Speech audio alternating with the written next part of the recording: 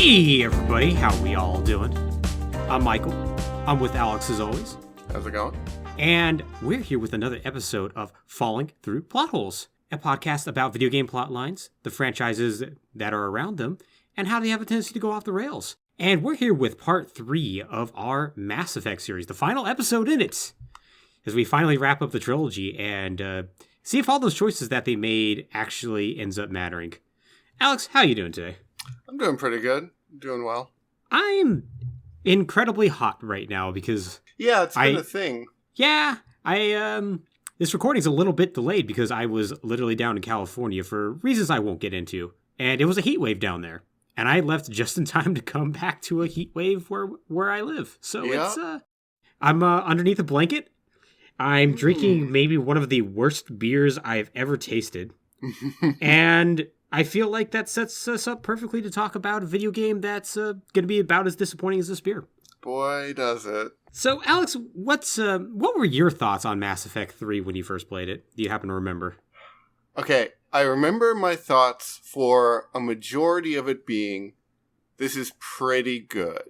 Yeah. And then I finished it, and I went, all right, okay. Yeah, sure.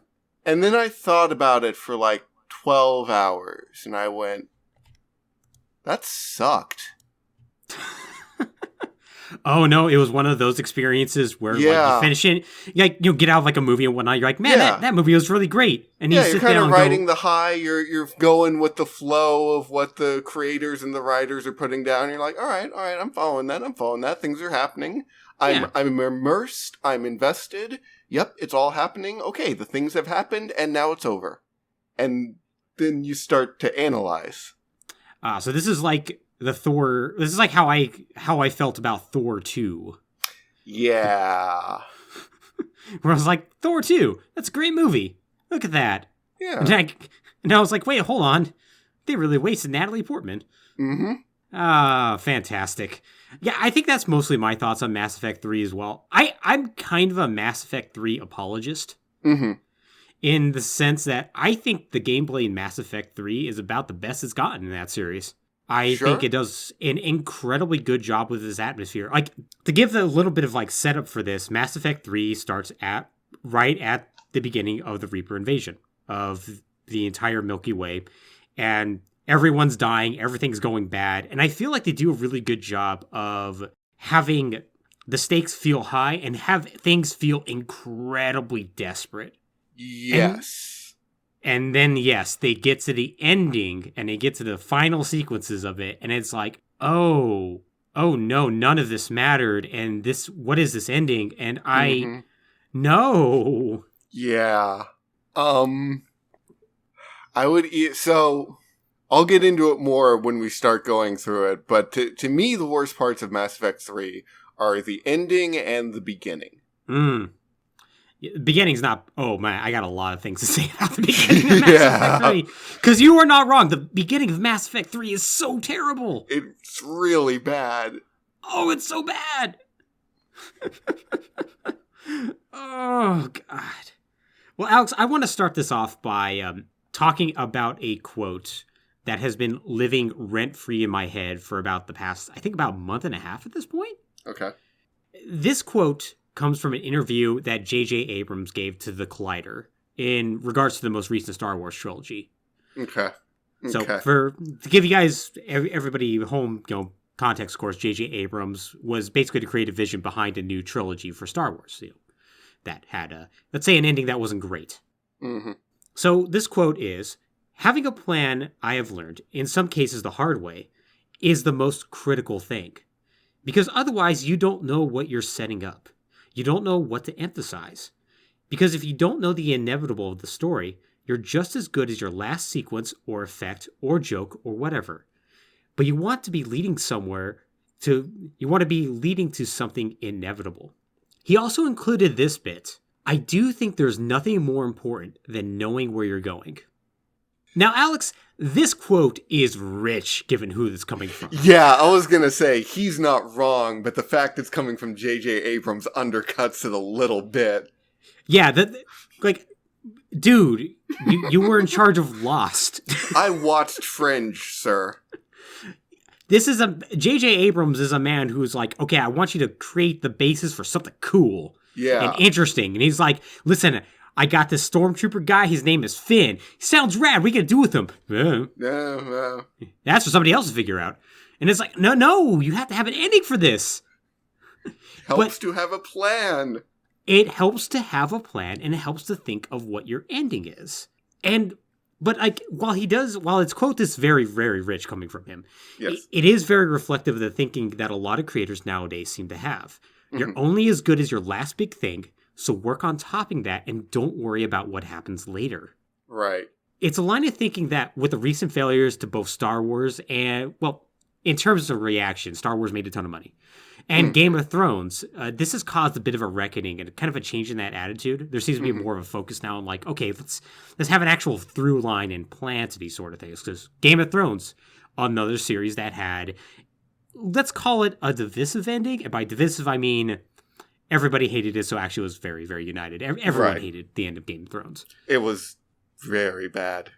It was very, very bad. Only full episode I've ever watched of Game of Thrones. Yeah, we made you watch it, and you knew it was bad with no context. Yeah, I was like, oh, these two characters have no chemistry with each other. Are they supposed to be romantic? They're like, yeah. And I was like, oh, is that so? Okay, cool. Yep. Oh, they burned the throne. Oh, that's symbolism. It's symbolism. The dragon understands symbolism. The dragon understood symbolism. And it's good that Dragon did, because unfortunately, I don't think the people behind Mass Effect 3 did. Or maybe they did a little too much. So, on the mention of Game of Thrones, I think it's also worth discussing the Game of Thrones, the novel series. Because general fan consensus around Game of Thrones is that the TV show reached the end of the novels and then had to start doing its own thing. And that's where the creators sort of stopped having any idea what they were doing. Yeah, they sort of started winging it. Yeah, no one had given them a thing to do, so they had to start figuring it out as they went, and that led to the downfall. Yeah. But the interesting thing about the books is that their author, George R.R. Martin, has frequently said that he kind of doesn't have a plan for them either. And it's unclear if that means he has only like a vague idea of where it's going to get to, or if he actually has no idea. Yeah. But things that often get sort of talked about in the same breath in that regard are the Song of Ice and Fire books, of which Game of Thrones is the first. Vagabond, a Japanese manga series, I believe. That was ongoing for a number of decades, I believe, and just recently had a conclusion of sorts, although it wasn't like a definitive ending. It's just the last thing that the author decided he was going to ever write about it. And Berserk, which is another Japanese manga series that the author of unfortunately passed away about a month ago. Yeah. Rest in peace. Yeah. And all three of these are wildly beloved series, but they're also sort of these ongoing things that it's not clear if there is a definitive endpoint to them.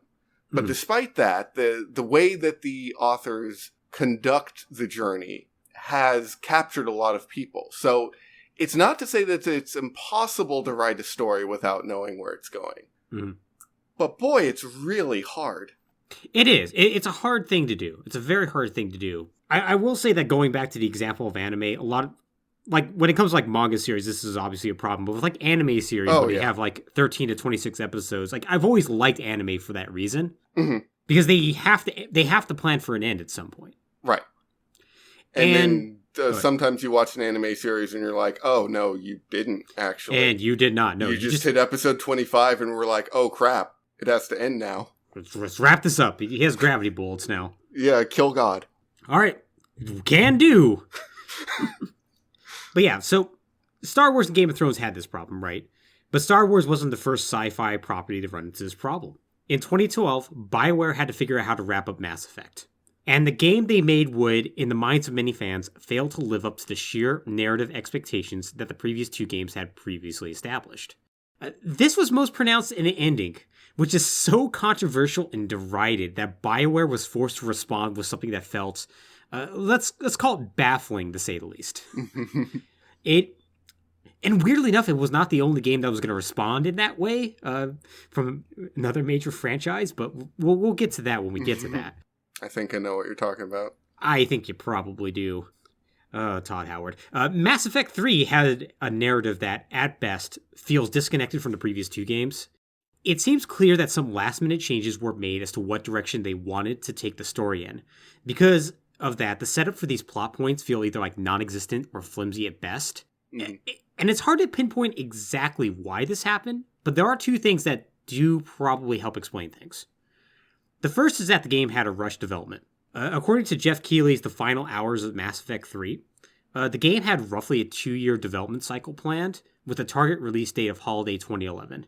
This was pushed back. Like, they were nowhere close to... Well, they were sort of close to meeting the deadline, but it was clear that they had to cut a ton of things along the way. Because in March of 2011, Aaron Flynn, the general manager at Bioware, the then general manager, called the head of EA Games and got the release date pushed back. Like, they knew from that far ahead in time. They're like, okay, no, we're not going to make this. Right. This bought them 3 months. It effectively meant, though, that they had to decide when to start cutting certain things. And this included, reshuffling events that happened in the game. Certain events that would probably make a little bit more sense, depending on what part of the game they're in. Mm-hmm. And it also meant that they had to actually cut out major parts of the game to make them DLC. One of them, very prominently, was they cut out an entire squad mate, Javik, a Prothean who you were going to recruit during the game, who was going to have not only an even larger role in the game, but you were just going to be able to get him pretty much right from the start, from what I understand. Interesting. Yeah, Javik, we'll talk a little bit about Javik when we get into it, but Javik gives you a lot of background onto the Protheans and has a ton to say in the game. He feels very, very fleshed out, which would make sense if he ended up having a larger role and got cut. Right. But it's really disappointing that, if I remember correctly, people had to pay for that DLC. I don't think it was free DLC. I think you might have got it as a pre-order bonus or some nonsense that. But yeah, that sounds about right. Yeah.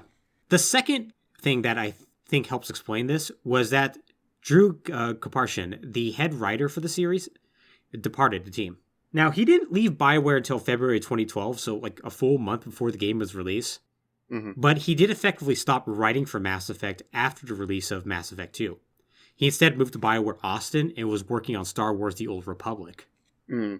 Now, he wasn't the only writer in the series, and series director / co-writer Casey Huston was still involved. But this had to have a significant effect on how the game was written and ultimately played out narratively. And this seems to be backed up by Kaparshian himself. He gave an interview with Eurogamer, I think this year, where he went into the various different directions the series could have gone. And he did insinuate okay, yeah, no, I had a certain idea of where this wanted to go, but other team members had an idea where they wanted to take it with, and they ultimately went out. Right. So we'll talk about some of those different directions that could have happened about once we discuss the plot of Mass Effect 3, but I do find that little tidbit fascinating. It's especially interesting to me that debate was still going on when they started Mass Effect 3. Right? Yeah, that's the huge thing. You knew this was a trilogy. You knew exactly how long it would be. Yeah, they had supposedly a roadmap. That was the big thing about this, was we have a trilogy, we're going to make sure your choices matter. You would think that they would have had an ending in mind, but it's very clear that they did not until they got to Mass Effect 3. Yeah. Though ultimately, I don't think that's the biggest sin of Mass Effect 3. I think the ultimate sin of Mass Effect 3 is that it fails when it comes to making your choices matter. Mass Effect as a whole set out to break the illusion of choice. But as we'll soon see, the choices you made in Mass Effect 1 and Mass Effect 2 ultimately aren't going to matter in any significant way. This wasn't just the thoughts of the players at the time, but some developers at BioWare felt that as well. One developer noting, quote, "When I played the game, I was pretty okay with the ending, since I consider the whole of Mass Effect 3 to be the ending for the trilogy. But after I replayed it and realized that my decisions only really changed the color of the explosions in the ending cutscene, I was pretty upset." Which, we'll definitely talk about the color choices. Yeah. Yeah. We'll get into exactly what they mean by that, but we probably should talk about the plot of Mass Effect 3. So, when I say we're going to talk about the plot of Mass Effect 3, I mean we're going to start by talking about the final DLC of Mass Effect 2, because we just got to kind of talk about that real quick. Yeah. We might as well, because I've never played that DLC. Well, I'm going to sum it up in, let's say, 3 minutes.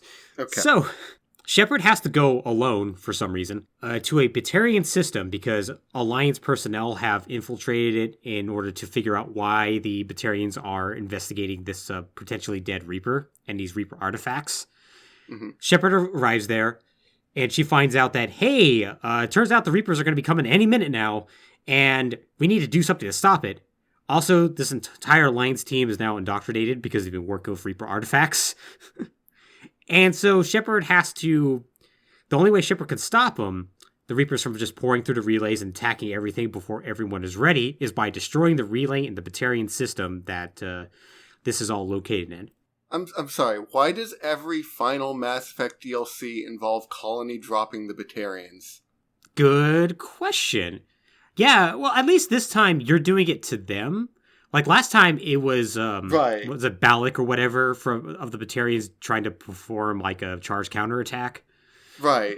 This time, you're just doing end of ID on him or something. I don't know. Yeah, you just blow up their... I remember running into the Batarians in Mass Effect 3, and they were real mad. And I was what are you mad about? I'm confused. And now I'm kind of like, yeah, okay. Okay, I get that. Yeah, because it turns out if you blow up a relay, it does really bad stuff. It blows up entire solar systems. And so because of that, Admiral Hackett, the head of Alliance Command, is like, Shepard, you did the right thing. I'd give you a medal, but you're probably going to get arrested for this. And so Shepard does. Shepard gets arrested. And 6 months pass. And now we get to the start of Mass Effect 3. So you're probably asking yourself, well, what if I didn't play that DLC? I am. Well, you get arrested and are under house arrest for 6 months because you worked with Cerberus. Right. Yep.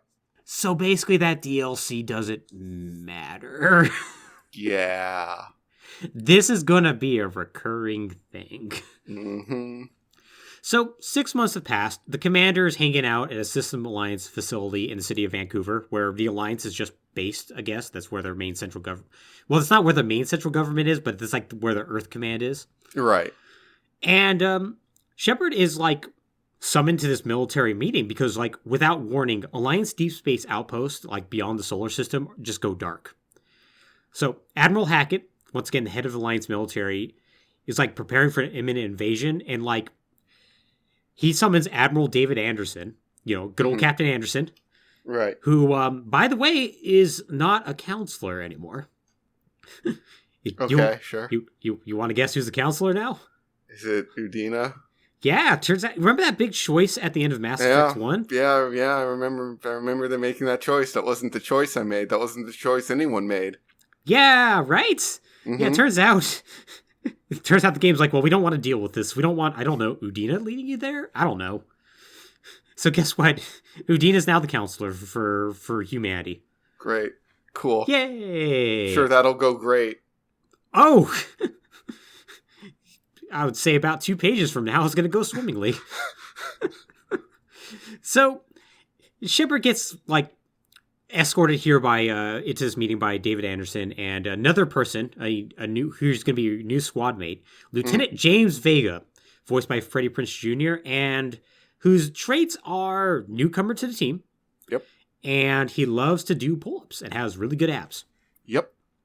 He is very Jacob-like. Although, he's actually more, now that I actually, thought about him and, read up about him a little bit more and kind of jogged my memory, I actually like him a lot. He's not bad. He's a pretty good himbo character. Oh, 100%. He's your best human squad mate, which, granted, low bar. Low bar, yes. But, yeah, in general... I can live with Vega. I can live with Vega too. So Shepard tells him, hey, listen, the reason all these are going dark is because the Reaper's back. And they're like, the Reapers? Are you sure? And the answer is yes, because Reapers literally land in Vancouver and start blowing things up. Okay, so should we just start diving into it right now? Yeah, sure, let's do this. How fast can Reapers move? As fast as the plot dictates. Because last I saw in Mass Effect 2, we blew up the Omega Relay. Okay, so we stopped Sovereign from opening the Citadel, and then we blew up the Omega Relay. So their two entrances into the Milky Way galaxy are now gone. Yep. Then the DLC was like, the Reapers are just going to come through the relays. Yeah, they found one that's near them, and they're just going to go through that one. And so you blow it up so they can't do that, and they have to find another one. Right, okay. So now Mass Effect 3 starts. They're in the outer solar system. Yep. And nobody has noticed. We're like 30% of the way at least into the Milky Way galaxy. Yep. Yeah, pretty much. And then, now they're just on the third planet from the sun. Like, they just skipped 8 or 6. And are like, we're here in Vancouver now. Yeah, they even skipped Mars. Nobody noticed. Not a single person. Not a single person noticed. Yeah, they just literally show up and they start blowing up things. And then, like, Captain Anderson, or I guess now Admiral Anderson, is the only one who's, like, capable of doing anything. Is like, Shepard, get to the Normandy, get the hell out of here. Vega, go with him. Go with him. And so Shepard, like, also contacts whoever the Vermeer survivor is, Ashley Williams or Caden Lenko, because they're also there. And they're like, we need to get to Normandy, get out of here. And they're like, wait, should we try? Yeah, sure, okay. So Shepard and Anderson are like fighting away from building to building to get to the spaceport. And like Anderson's like, get to the Citadel, get help with the Council. I'm going to stay here on Earth. I'm going to lead resistance here. And like Shepard's like, nah, come with me. I'm going to need your help. And he's like, no, my job here is on Earth, being the only person halfway competent. So you need to, and you're the only other person who's halfway competent. You need to get to the Citadel. Right. So now during this time, Shepard does get separated for a brief moment, and she encounters a child who I think is the first child we've seen in any of these games. Might be. And this child is a Dickensian orphan who, like, Shepard's like, hey, kid, come with me. Otherwise, I could save you. And the kid's like, you can't save me. And scurries away through the vents. And Shepard's like, all right, well, later, I guess. Right. So they get to the Normandy and they start taking off. And some somber music starts playing. And it's a scene that is supposed to have emotional impact, but it fails, Alex. It fails so hard. It really fails very hard. Shepard is looking out the open door of the Normandy, and she sees the kid boarding an escape shuttle. Now, mind you, like a bunch of Reapers, big and small, have landed on the planet and are blowing things up, right? And so she sees a Reaper destroyer, basically a smaller Reaper that kind of like, look like the pod people from the War of the Worlds. Right. It shows up like around the corner, and she's like, oh, this looks bad. But she like does like a handshake, kind of like somewhere like, you're in the bar and you're like, one of your friends sees their ex and it's like going to go over there very drunkenly and say something dumb. Uh-huh. And Shepard's like, no. Watches the kid shuttle get blown up, crash and blow up. And she just kind of makes a wincing face like, oh, ooh, man, that's bad. Anyways, let's get out of here, I guess. Yep. And I know this sounds like very callous because we're talking about the death of, admittedly, a virtual child. But right. No, it just doesn't land. It doesn't land at all. Doesn't land. You would figure it's like, okay, is this kid going to come back in any way? Boy, howdy. Yep. Yeah, he will. I'll say most immediately, that kid's going to show up in so many dream sequences. Well, only 2, I think, with Shepard running through a forest while trying to chase the kid and save the kid. And it's just like, I totally understand what those scenes are going for, but man. Yeah, right. I totally get it, but it's just I think a big reason why it doesn't land for me is they're using a kid that you've just barely met as a cheap prop to give Shepard some pathos. Mm-hmm. Yes. And it's like, well, Shepard's already had to like sacrifice at least one person. Why not them? Why not? Maybe she sees the ghost of Ashley or Caden or whatever. Right. Or I don't know, somebody who died on the suicide mission. I would take Saren, honestly. I kind of would too. Yeah. But part of me is just because I like Saren. Saren's great. Saren's great. But Saren's also like a tragic character who was undone by the Reapers. Yeah, totally. But yeah, so like they take off into Earth's atmosphere and whatnot, and Shepard gets a message from Hackett that, hey, Liara T'Soni's on Mars, and she may have found something that can defeat the Reapers by investigating the old Prothean ruins that are on there. Right. And the Normandy now, by the way, is staffed by Alliance personnel. Basically, most, if not all, of the people who are associated with Cerberus are gone, except for Joker. Joker's there, right? Because you gotta have somebody who can fly it. Yeah. Okay, so again, we completely undid all of the team building that happened in Mass Effect 2. Oh yeah, all your squad mates are gone. And your crew is gone. Yeah, because they might have died in Mass Effect 2, so they gotta go. Yeah. There's going to be one or two you can, say, re-recruit. For instance, Dr. Chakwas can come back, which is good. Yes. But you can also tell Chakwas, no, I don't want you on my ship, which is like, why would you do that, Shepard? Yeah, for what? Okay, cool. Good. So before we get to Mars, I got to interject here because, okay, the Reapers just suddenly being on Earth is stupid. Yes. The whole thing with the kid is just stupid. Mm-hmm. It's fine. It's a freaking video game intro. I can live with this. I enjoyed Gears of War, for God's sakes. Yes. What this hopes to accomplish is the most, not only stupid, but it's insulting. And it goes back to what you said about Shepard has already sacrificed things. Mm-hmm. We have never been to Earth in this series before. No. We've never seen it. We've never set foot on it. I think Shepard is from Earth originally, but it has no significance to Shepard's character from like a writing standpoint. Nope. Earth is literally nothing more in this game than the origin planet of human beings. One of literally 12.5 races of equal measure thriving together in this galaxy. Mm-hmm. The game saying, here's your stakes, it's Earth. Earth is under attack. Earth is going to be destroyed. The birthplace of humanity is at risk from the Reaper. Everything's at risk of the Reapers. Yeah, that's the whole point. All of the everyone. I don't need Earth to be my emotional crux here. But Alex, Earth is the special snowflake of the universe it's because not. Shepard killed 2 Reapers. The entire point of Mass Effect 1 really only one. Is that Earth is not special. Humanity's not special. We are all here, and we all suck.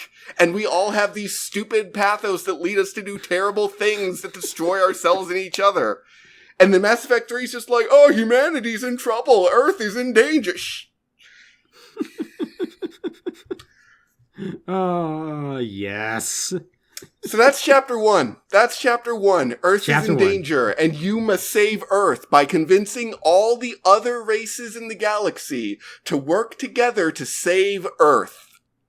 This is not hyperbole either. You probably are thinking, oh, well, the Reapers are attacking other places. And it's like, yes, they are, but canonically, the majority of Reaper forces start by attacking Earth.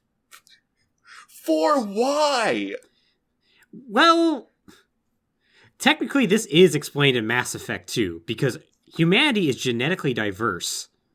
Now, this doesn't come up... Oh my god, no, it's not. But it doesn't come... Mind you, this little fact doesn't come back up in Mass Effect 3, because that's part of another possible ending thread that they could have tugged on, but they didn't. But yeah, it kind of gets shifted into Mass Effect 3, being like, oh, well, but Shepard killed a bunch of Reapers, so obviously humanity's the apex people, so we need to grind them up and make them into Reapers. Yeah, shouldn't they just be chasing Shepard? Yeah, you'd think so. But no. Also, editor's note, humanity is not biologically diverse. We have like a 3% variation in our genetics or something. But anyway, that's neither here nor there. I don't know, considering how often you reuse the sorry faces in these games, I could actually believe it. Yeah, that's true. Maybe we are relatively... God. Okay, so yeah. That's my feelings about the beginning of Mass Effect 3. The Reapers show up on Earth to fuck over humanity just because the player needs to care about humanity. Yep, pretty much. That's how they decide to establish the stakes. So great. Stakes established. So we end up going to Mars, so like we just got to Earth, so now we're going down to Mars to rescue Liara. Upon arrival, like Shepard, James, and the Vermeer survivor, like they take the shuttle down to the planet, and they receive a warning from Edie that the base is like not responding. And they soon discover the reason why. Cerberus is back, and they're just executing Alliance personnel, and just apparently have like an entire army now, and they're just blowing things up, and they're running wild. Wait, why are they doing that? We'll find out in a second. Okay. So Shepard's like, wow, why are they doing this? And like either Asher or Caden, whoever the Vermeer survivor is like, yo, seriously, you used to work with these people. What do you mean you don't know what's going on? And she's like Shepard's like, no, I don't know. And they totally do not believe her. I will say this. Mm-hmm. I may have talked a lot of trash about both Ashley and Caden. Mm-hmm. I think for the most part, their motivations and like their just general suspicion of Shepard is not only well-founded, but done very well in this game. Sure. Yeah. Because throughout the game, they're basically, up until the point where they finally do believe Shepard, they're just like, yeah, nah, I'm not really certain you're not factually against us. Right. So they find out that, there's a Prothean device that was in the archive blueprint on Mars that will help them defeat the Reapers. But Cerberus has found out about it too, so they need to get in there, get that information, get out. So they send James back to, secure their escape route, and they run on in there to take him down. They meet up with Liara, and like they team up to go and get into the heart of the archives. Mm-hmm. So once they do get down there, though, the elusive man manages to contact them via hologram, and basically just gloats about how they all suck. He's like, Shepard, look at you, back with the Alliance. Isn't that stupid? Mm-hmm. I've figured out a way to control the Reapers. He's figured out a way to control the Reapers, and he's going to use that to give all the power to humanity and make them reach a new level of evolution. Right. Shepard's like, you are an indoctrinated. He's like, no, I'm not going to control the Reapers.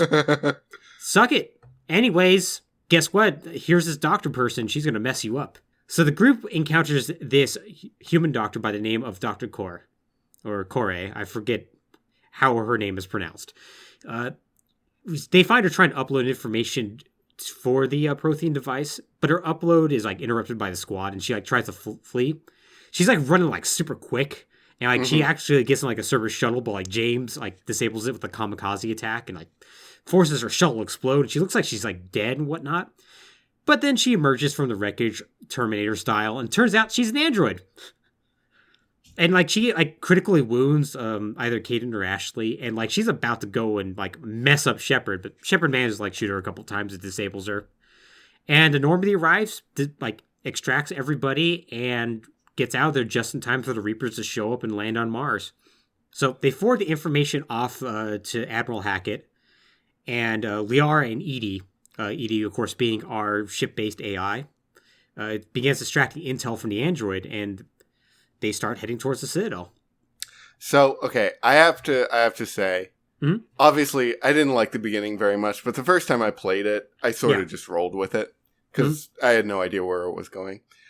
Mars is sort of the first time I actively went, because at that certain point, the elusive man shows up on hologram to taunt you. Yes. And I'm like, dude, I gave you a dead Reaper baby. Why are we not cool? Like, what more could I have done for you? You know, Alex, that's actually a good thing that you pointed out that you may or may not have given him a dead Reaper baby. Uh-huh. What happens if you give him the dead Reaper baby versus not giving it to him? Do you happen to remember? I believe he either says good work or screw you. Exactly. Fuck all happens. Yeah. Yeah. So there is a mechanic in this game called War Score. Mm-hmm. If you want to get the best, truest ending, you have to get 4,000 War Score. And basically they're like little blurbs like, hey, you now have a Volus attack squad because you helped out the Volus because of the decision you made in the first game. And you get 20 War Score or whatever. Right. Yeah, you basically get a little bit of War Score depending on what you do with the collector base. But not a significant amount, if I remember correctly. I don't think so, because I'm going to guess giving the elusive man the Reaper baby was the less War Score option, and that's what I did, and I had no War Score troubles, so... Nope. Also, I gave that dude a Reaper, and then I just Shepard just left? Mm-hmm. Didn't follow up on that at all? And then 6 months later is, oh my god, you're indoctrinated. You didn't keep any tabs on that. It's almost like there's 2 other instances, literally in the last game alone, where this happened. Almost. It's almost like indoctrination is something that could just sort of happen whenever. Whenever you're dealing with Reaper tech. Yeah, kind of. Mm-hmm. So, Shepard arrives at the Citadel. Ashley or Caden gets taken for medical treatment, so they're out of your party. Spoilers, they'll be back. Yep. And Shepard goes to Counselor Adina to be like, hey, we need to have a meeting with the council about this. And I will say, I do like what this is probably the first time I've actually liked Udina's character. Mm-hmm. Because you can have a pretty extended conversation with Udina where he talks about basically how he's lost everybody he knows and loves. Right. Because Udina being a politician, the first thing the Reapers did is they went to this station called Arcturus, which is where the Alliance parliament is. And they basically murdered everybody. Right. And Udina basically tells you about how, I was off station, but I learned how literally everybody I know and love just died, and it's kind of tough to keep things together. And it's like, buddy, I kind of feel for you. I'm sorry. Yeah. It's like one of the few times, he's not also just not a complete dick to you for the first time in 2 games. He's like, yeah, no, we need to talk to council. We need to make sure they understand the gravity of the situation. Majority of Reaper forces are Earth. We need to attack them now. Right. So they go to the council, and the Asari counselor succinctly sums up their views. Okay, the Reapers are attacking Earth. That's good. It gives us time to regroup and build our own defenses. Mm-hmm. And the council's also unimpressed when Shepard brings up the Prothean device, insisting it must be flawed as it failed to save the Protheans from extinction at the hands of the Reapers. But Liara explains that a missing component referred to as the catalyst is preventing its completion. They can find out what the catalyst is, they can make this work. The Solarian counselor is like, that's dumb, but whatever. But he does tell Shepard they're organizing a war council to direct what their combined military strength should do, and that if Shepard helps out, maybe they could be convinced to go to Earth. So after the meeting, Shepard is actually approached by the Turian counselor. The Turian counselor is the one counselor, in the entire series who is always like, Shepard, you're an idiot. Humanity, you make rash decisions. I don't believe anything about you. Right.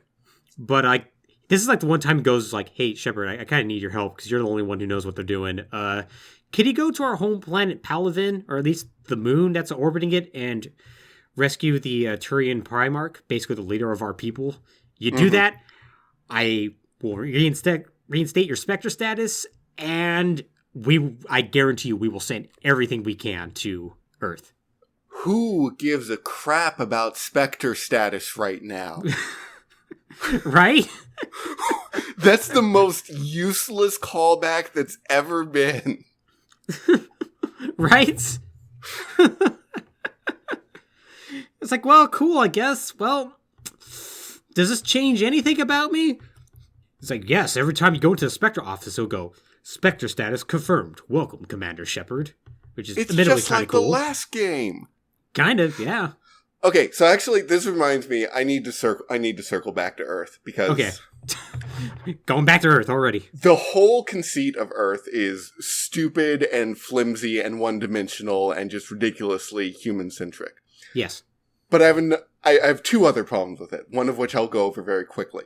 So, Sovereign, a single Reaper, and by all accounts, not even a crazy, cool, great Reaper, went almost toe-to-toe with, the entire Citadel Defense Force military. Mm-hmm. And then, at the end of Mass Effect 2, we see just an armada of Reapers stretching to the edge of forever on their way to the Milky Way. Yeah. And we are told that the majority of them went to Earth. Yes. Okay, how does Earth not die in half an hour? Well, it's explained that the reason why Earth doesn't die within half an hour is because they have to process the people and turn them into basically Reaper fuel. And apparently with the amount of stations that they could place down on Earth in order to make that actually happen, I think the estimate is like 1.7 million people get processed every day. Right. So I think it's more like they're just all hanging out just to make sure that nobody shows up to interrupt that, because they want humanity to be the ultimate Reaper. Right. Like the biggest bad Reapers they can make. Okay, yeah. I forgot about the reaping because it's dumb. Yes. The second point. Okay, the second point is They went through this whole rigmarole to be like, Earth is in danger. Earth is going to fall. Humanity is on the verge of extinction. You need to help Earth. But they did it in a way that establishes a ticking clock mechanism. Yes. Every day, 1.7 million people die. Yes. Okay, now go play an RPG.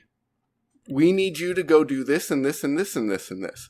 Yeah, there's a lot of side quests you could do. A lot of very minor problems you can solve in this game. I personally was never bothered by that, but I definitely did see a lot of people go like, wait, isn't this supposed to be very, very urgent? I don't really feel the urgency. Yeah. It's mainly that it's not that I'm bothered by having an RPG to just do side quests and stuff. It's that the urgency they try to set up, they discard almost immediately. Yeah. Yeah, I can see that. Yeah, given there's literally a DLC about you wasting time. Yeah. You're totally not wrong about that. Yeah, I feel like the game does a really good job of establishing like a sense of, things are bad, and even the small victories that the council races are getting against the Reapers are so minor and horrific that like it almost doesn't matter. Like, it's morale boosting, but that's about it. Like, we're still ultimately going to lose this war. Like, I think they do an incredibly good job of establishing that, but yeah, they don't have the urgency gets lost a little bit when you're like, all right, let's talk to Conrad Werner again. No, but I agree with you that it does, those parts, I think, work pretty well because they are simultaneously, like, meaningful but also futile. Yeah. I like the tone of that, and I like going through those. If anything, it's just a problem with Earth being that initial urgency. Yeah. That, again, is so urgent because that's where the humans are. They should have really established just straight up like all the council homeworlds would be being attacked. Like, not just Earth, not just the Turians. Like, everybody. Like, they're just all over the damn place. Like, yeah, by making it just Earth, it's like, okay, well, maybe it's actually not so bad. When it's like, no, it is. Yeah. But then we're going to go to... We're going to go to the Turian home system, containing their home planet Palavin and their moon Menet, which we find is under heavy attack by the Reapers. So they're there too. They are there too, yes. They are there too, and we get a cutscene where they are just wrecking the Turian fleet as well. Yep. But we also get an incredibly cool scene where, like, you basically do, like, an active landing, like, where, like, the Normandy just, like, well, no, like, I think a shuttle touches down with you on it, and you open the door out, and you're just, like, shooting, like, Reaper troops and whatnot. Which, I do have to talk about the Reaper troops. I think the Reaper troops are fantastic. They're pretty good. So, they're basically just corrupted members of each of the different species. Some of them are pretty simple. Like, humans are just like zombies, essentially, with cybernetic parts. But, like, some of them, like the Batarian ones are messed up. Like, it's basically a mutated Batarian with an arm cannon that's actually just a human. Which is kind of ridiculous. Yeah. So, yeah, all the Reapers are just absolutely messed up. Like the Asari Reaper troops are, like, horrific-looking things called Banshees. Like, the Turians are like shock troopers that are like surprisingly tough to take down. Like, it's so cool what they do with, like, the corrupted species and whatnot, because they just all look so messed up, and it's so cool. Like, the enemy diversity. What a cool angle for the Reapers to take. Yeah. Yeah, what a cool thing for the Reapers to be doing. Mm-hmm. But anyways. So they fight, they fight through swarms of Husk, and like the group soon learns that the general leading all this, Adrian Victus, a popular military commander with a reputation for playing very loose with strategy, has been named Palavin's next Primarch, because it turns out the Primarch's dead. However, he's at a base several miles away, and radio contact's lost, so they need to get over there and find him. Shepard also receives a notice at this time that Edie's acting strangely, and so Liara, who's like with everybody, like goes back to investigate, which is just in time for you to get a new squad mate, aka the best squad mate, Garrus fucking Vakarian. Yay! So Garrus has been up to some stuff recently. So the past 6 months, while Shepard's been under house arrest, Garrus basically went back to the Turians, was like, hey, you need to take these people seriously. You need to take the Reaper seriously. We need to prepare. And they go, yeah, whatever. They basically stick him in a broom closet. But he still manages to, like, set up some prepared defenses on Monet and whatnot. And, like, slowly they start to, like, come around to his way of thinking, just in time for the Reapers to show up. And once the Reapers do, Garrus becomes incredibly important. He basically becomes personal advisor to Primarch. He's on the moon, basically to help out Victus, like fighting off the Reapers and give him tactical advice. And the second Shepard like sees him, is like, "Hey, I know you're doing really important stuff, but I'm going to need your help. We need to rally forces for Earth, and we need to find a way to stop the Reapers. And I think I have a plan." And Garrus is like, "Hell yeah, I am 100% in on this." Yeah. So Garrus is with you now. Nice.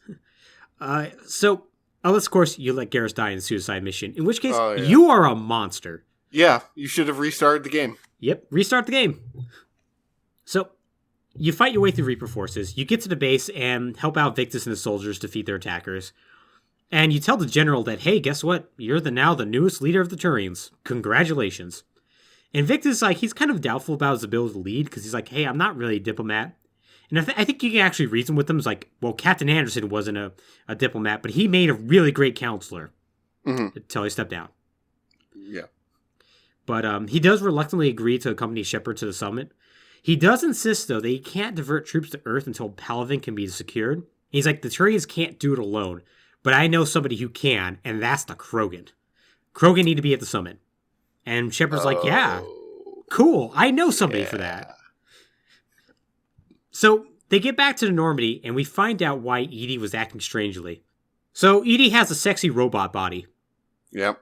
So turns out they had the body of Dr. Core. She puts herself in the body of Dr. Core, and she's just basically like, hey, Shepard, look at my body. Look at how sexy I am. I got heels for some reason. It's interesting. It's a choice. Yep. It was a choice. It was absolutely a choice. However, I will say, I believe Edie is played by one Trisha Helfer, who just does a really good sexy killer robot lady. You know, she does. She was also 6 on Battlestar Galactica. Oh, yeah, she was, wasn't she? Yeah. Huh. Yeah, you're totally right about that. And I will say, I do think Edie's character in this game is good. Like, she gets into robot bodies because she wants to learn, like, what humanity is like. And she feels like she can't do that. She's just basically on the Normandy. Yes. And, like, it's an evolution of her character from Mass Effect 2 in a way that's interesting and I think is actually pretty well done. I agree. I like her character arc. But yeah. Boy, that design is a choice. The design is a choice, and she ends up having a romance with Joker as well. That, admittedly, you can put the kibosh on, but it's one of those things where it just feels... Like, you get the feeling that all throughout the games that Joker wants to fuck the Normandy. Yeah. And you're like, you didn't have to make it literal. Yeah. But, hey, it's... Of all my complaints about Mass Effect 3, that's honestly pretty minor. Yeah. Sexy Edie is probably on the low end. Yeah, it's on the low end. So she is like, hey, I'm here. Now I can actually go out on missions with you. I got a combat mode. It's great. And Shepard's like, cool. Also, here's Admiral Hackett to tell me that they've begun construction on the protein device called Project Crucible. And so basically throughout the game, you're going to get updates about how that's going. So get the Primarch back to the council, and the summit begins, and it's an immediate shit show from the start. Because since the Rex and the Krogan are there, the Asari, who are master diplomats, They just pull out. They're like, we can't do anything about this. There's no way we can resolve these differences. And the Solarians are just like, we're not negotiating with these people at all. And Rex himself is like, I refuse to help unless the Solarians provide a cure for the genophage. Fairly fair. Yeah, which is like, yeah, no, I kind of with you. Solarians flatly refuse this claim, and they even claim that a cure is impossible.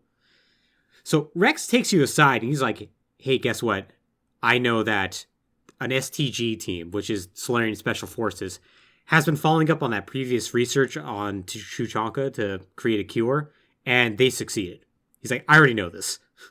Mm-hmm. And so Shepard confronts the leader of the Solarians with this, and they're like, yes, you're right. Yeah, okay, we'll let the cure be spread. You need to go to our home world of Shirkesh and pick it up. Also, by the way, Shepard, do you want to sabotage it? If you do that, I promise all Solarian forces will help you. Don't ask me why we want you to sabotage something we were actively working on. So Shepard's like, okay, I'll think about it, I guess. And they go to Shirkesh, along with Side Rex. Rex goes along with you. Right. And they meet the Solarian scientist who's in charge. Mordin Solus. Yeah. Once again, assuming Mordin is alive. If it's not, it's somebody else. But for our purposes, we're going to go with Mordin. If Mordin's dead, this entire sequence loses all meaning. It totally does. It literally loses everything. If Mordin's dead, just don't play this game. Pretty much. Literally the best moments of this game involve Mordin. Yeah. Which, I know, big shock, but... Yeah, I know. So... he reveals, we've done it. We have a Krogan female with us that we've actually succeeded in testing cure out on her. We're going to use her to synthesize more, and she's totally willing to do this. Her name's Eve, because it's on the nose, and it's imperative she survives. And Shepard's like, great, let's do this. Let's get to Tuchanka, let's make this happen. Problem is that Cerberus realizes this, and they send a strike team seeking to kill the surviving female and stop any hopes for a cure for the genophage.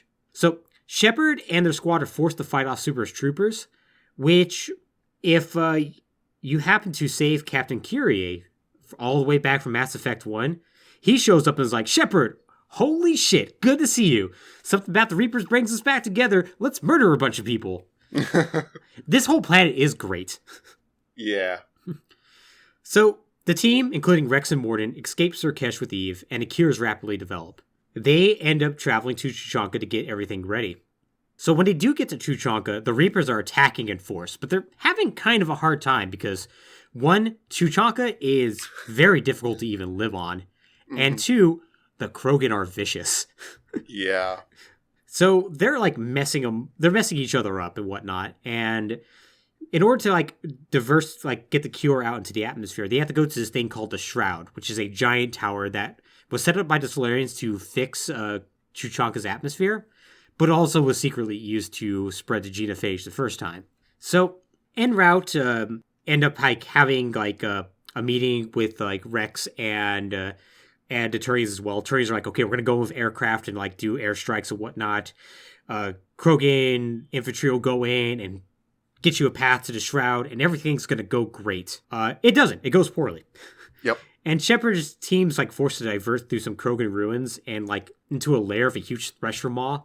A Thresher Maw that is so powerful that Shepard devises a plan to lure a Reaper destroyer to there, and just the Thresher Maw jumps up and drags it into the ground and destroys it. And it's really badass. So cool. It's so badass. Tuchanka is probably the high point of this game. Probably.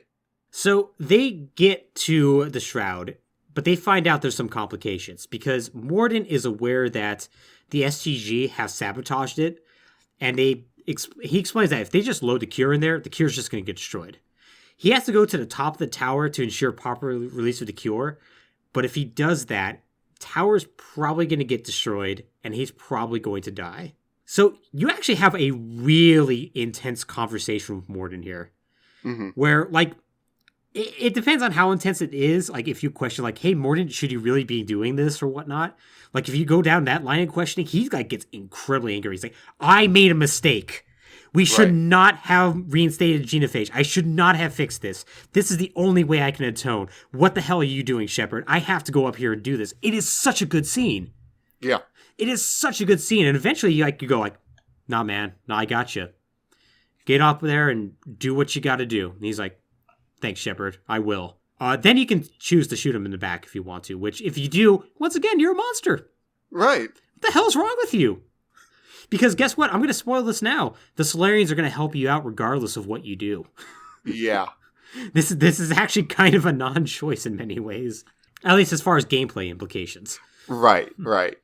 So Morden goes up there. He spreads the cure. The tower explodes, taking him with it. But Rex is on the ground, and he, is absolutely elated. This is the happiest you've ever seen Rex. He's, laughing and dancing. He's like, finally, my people can live. Right. Unless he sabotages the cure, in which case he's happy and dancing around. He's like, ha, my people can live, until he finds out. So, there's this funny companion app that was released for cell phones around this time that basically just serves as a weird text message thing where your squad mates would send you text messages based on your progress through the game that were usually humorous. It was basically a vehicle for Tally, your Quarian engineer friend, to send you texts while drunk. But there is one that you get sent in the middle of all these very funny text messages where it's just Rex saying, I know what you did. You're like, shit. And yeah, the next time you do go back to the Citadel, he does confront you and you have to kill him. Right. If you do this. Now, if Rex is dead, his brother Reeve is just an idiot. He goes, it's cured, great.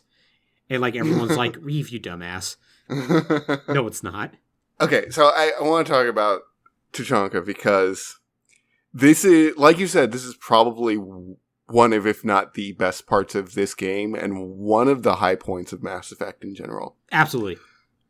But it's also sort of reveals the problem of Mass Effect.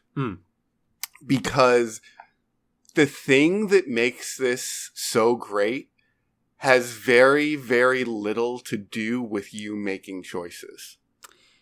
Yeah. In fact, the most powerful part of this scene, which is Moradin needing to atone for his past sins, explicitly wrests choice away from you. And if you do anything to try to exert agency over the scene or try to make it play out differently, it loses most of its impact. I don't know if I completely agree with that. And that's mostly because you can choose to shoot him in his back. Right. You can choose to basically put all his work to rest very definitively with a bullet. Right.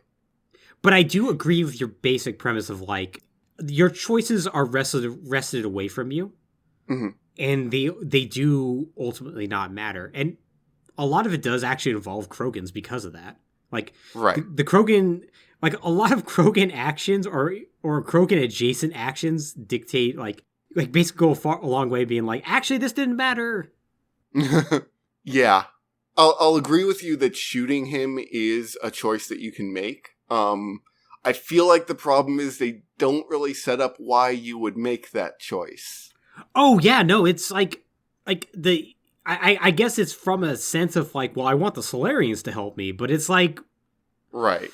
Oh, boy, that seems like an objectively bad decision, and up until this point, you've had no real incentive to, screw over Morden, and...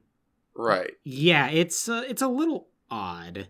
It certainly is. I'm trying to remember, because I feel... For some reason, I can't remember why I would have even done it, but I feel like I tried to sabotage the cure, and then Morden figured it out. Yeah, Morden can figure it out if you do.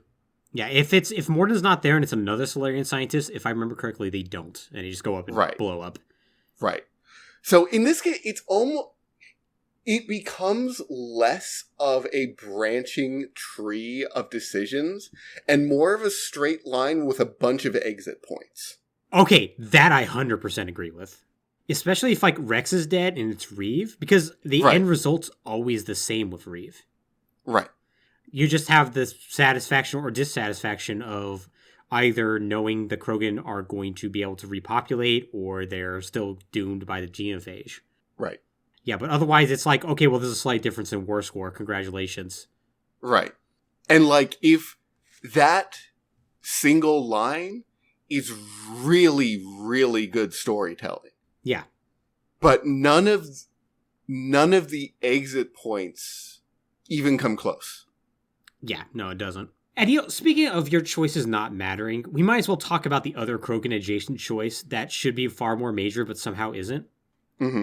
We're going to actually talk about our first Mass Effect 2 squad mate. Let's talk about Grunt. Yeah. So there's a side mission you can do where you have to go to some planet because it turns out the Rachni are back, and because they're like very telepathic, they're very easy to indoctrinate. So the Reapers indoctrinate them, assuming you let them live. Right. Now you're probably asking, okay, well, what happens if you don't let them live? Does that mean the mission doesn't happen? No, the mission does happen. The Reapers just recreate the Rachni, and they're indoctrinated and fighting against you. The mission basically plays out the same. If you get to the end of that mission, you encounter the Rachni Queen. And if it's the queen from the first game, you can go like, no, I do actually still trust you. Let's get you out of here. Fight alongside us. If it's the other Rachni queen that the Reapers created, you can go like, well, maybe I could trust you. I don't know. And the difference is like, you get more war. I think you get 0 war score from one and more war score from the other. Like if it's the Rachni queen from the first game, it's like, oh, now you have cool Rachni fighting by your side. You'll never see them, but they are. Whereas the other one's like, okay, well, no. It turns out that eventually they just turn on you, and I think you actually may lose war score because of it. But it was such a major decision. Do you doom this race or not? And then in the third game, like, well, we don't want to throw away this mission we made for the people who selected burn the Rachni. So if you made the wrong choice, the Reaper is literally going to come in and erase your choice. Yep, pretty much. We wanted a cool set piece with the Rachni. You're going to have a cool set piece with the Rachni, whether you like it or not. Man. And that's like the biggest problem with this game. It's like... It's the biggest problem. There are so many huge choices you could make. And it's like, okay, well, who do I want for council? Well, I want Anderson. Nope, it's going to be Adina. Okay, well, what about the Rachni? I'm going to burn them. Nope, well, they're back. Collector base. I'm going to give it to Cerberus. I get slightly less war score, I guess. And you get a comment from the elusive man. It's like, then why bother? Go ahead. I'm running a Dungeons & Dragons game. It's my first time DMing a Dungeons & Dragons game. And I've had to learn a lot of things to be Dungeon Master. One of the first things I had to learn was your players are going to do what they do. And if they end up just completely derailing certain events and set pieces and dungeons you had planned to the point that they don't make sense anymore, you got to just throw them out. Yep. You can't just Deus Ex their choices away so that your game can continue. And obviously there's like special cases either way and it's more nuanced, but like you've got to be willing to just say, well, this doesn't make sense anymore, so we're gonna move on. Yeah, you got to roll with the punches, right? Because otherwise the choices aren't real. Yeah. And they'll feel that real quick. Yeah, and I 100% understand why Bioware did this, right? I understand that they didn't want to make an alternative scenario so people didn't feel like they're cheated out of content. And I also understand that they didn't want to just throw it out, if you just happen to burn the Rachni in the first game. But they should have just thrown it out. Yeah, honestly, yeah. It would have sucked for the people who didn't do that, I agree, but it would have at least been like, hey, look, a choice that mattered. Right. Okay, so here's the thing, right? Mm-hmm. Dark Souls exists. Yep. And Dark Souls is not like this grand branching narrative, but you can just miss shit in that game. Yeah. If you do the wrong thing, or you do things out of order, or you aren't paying attention, or you didn't figure out that in order to find this thing, you have to skip the objective the game tells you to do for like 5 other objectives and just sequence break it, and then you'll meet this guy. Mm-hmm. And you know what? It's fine.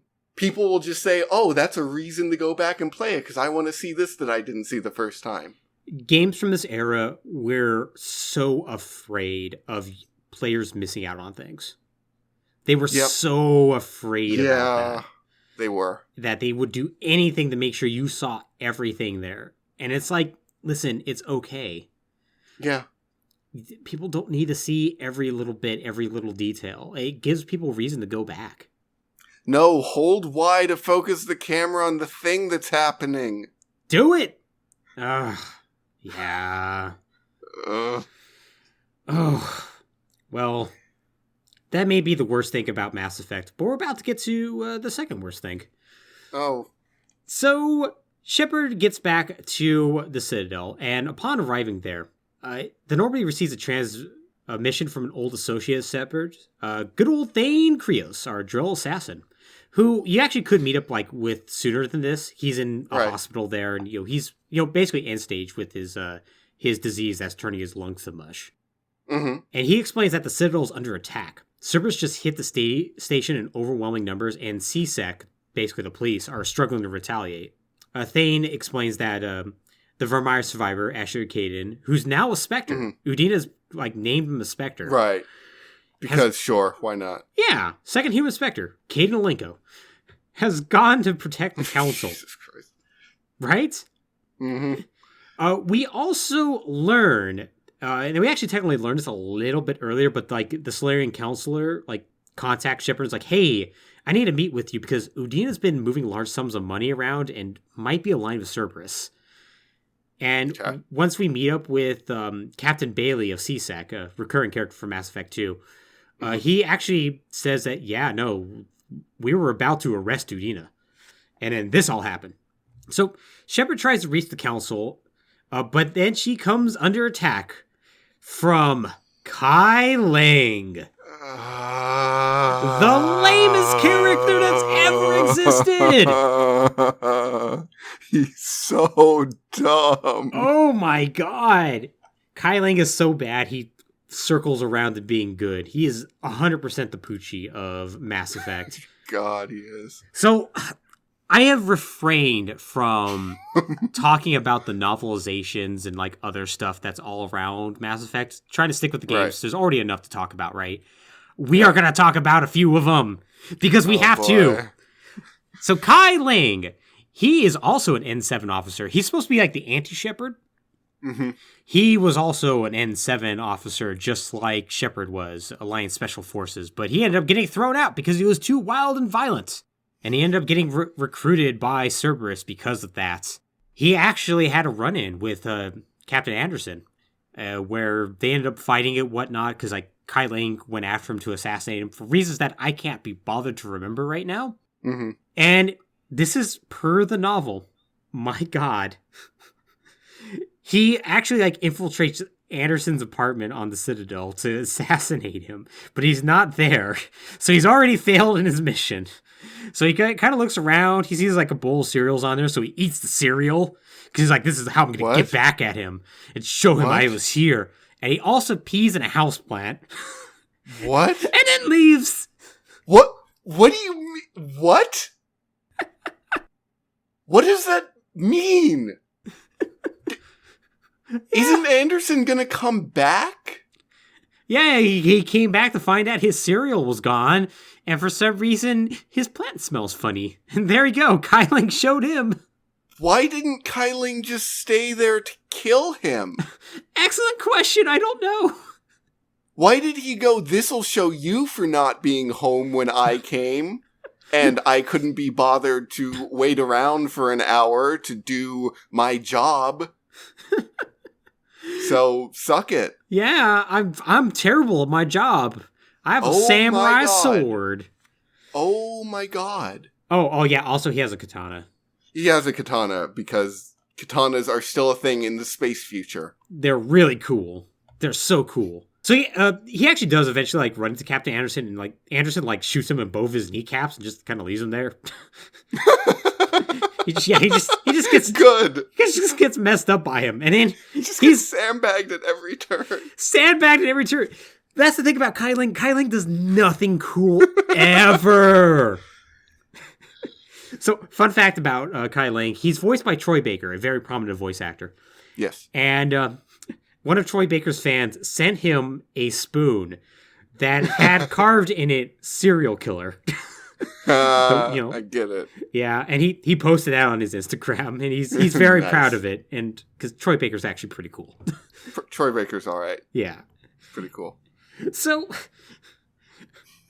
oh god, they try so hard to like play up Kai Lang as being like this real badass, like because you can ask Captain Anderson after you meet Kai Lang, like, hey, do you know somebody named Kai Lang? And Anderson's like, Kai Lang, you need to be careful about him, Shepard. He's really dangerous. And it's like, dude, you shot him in his knees.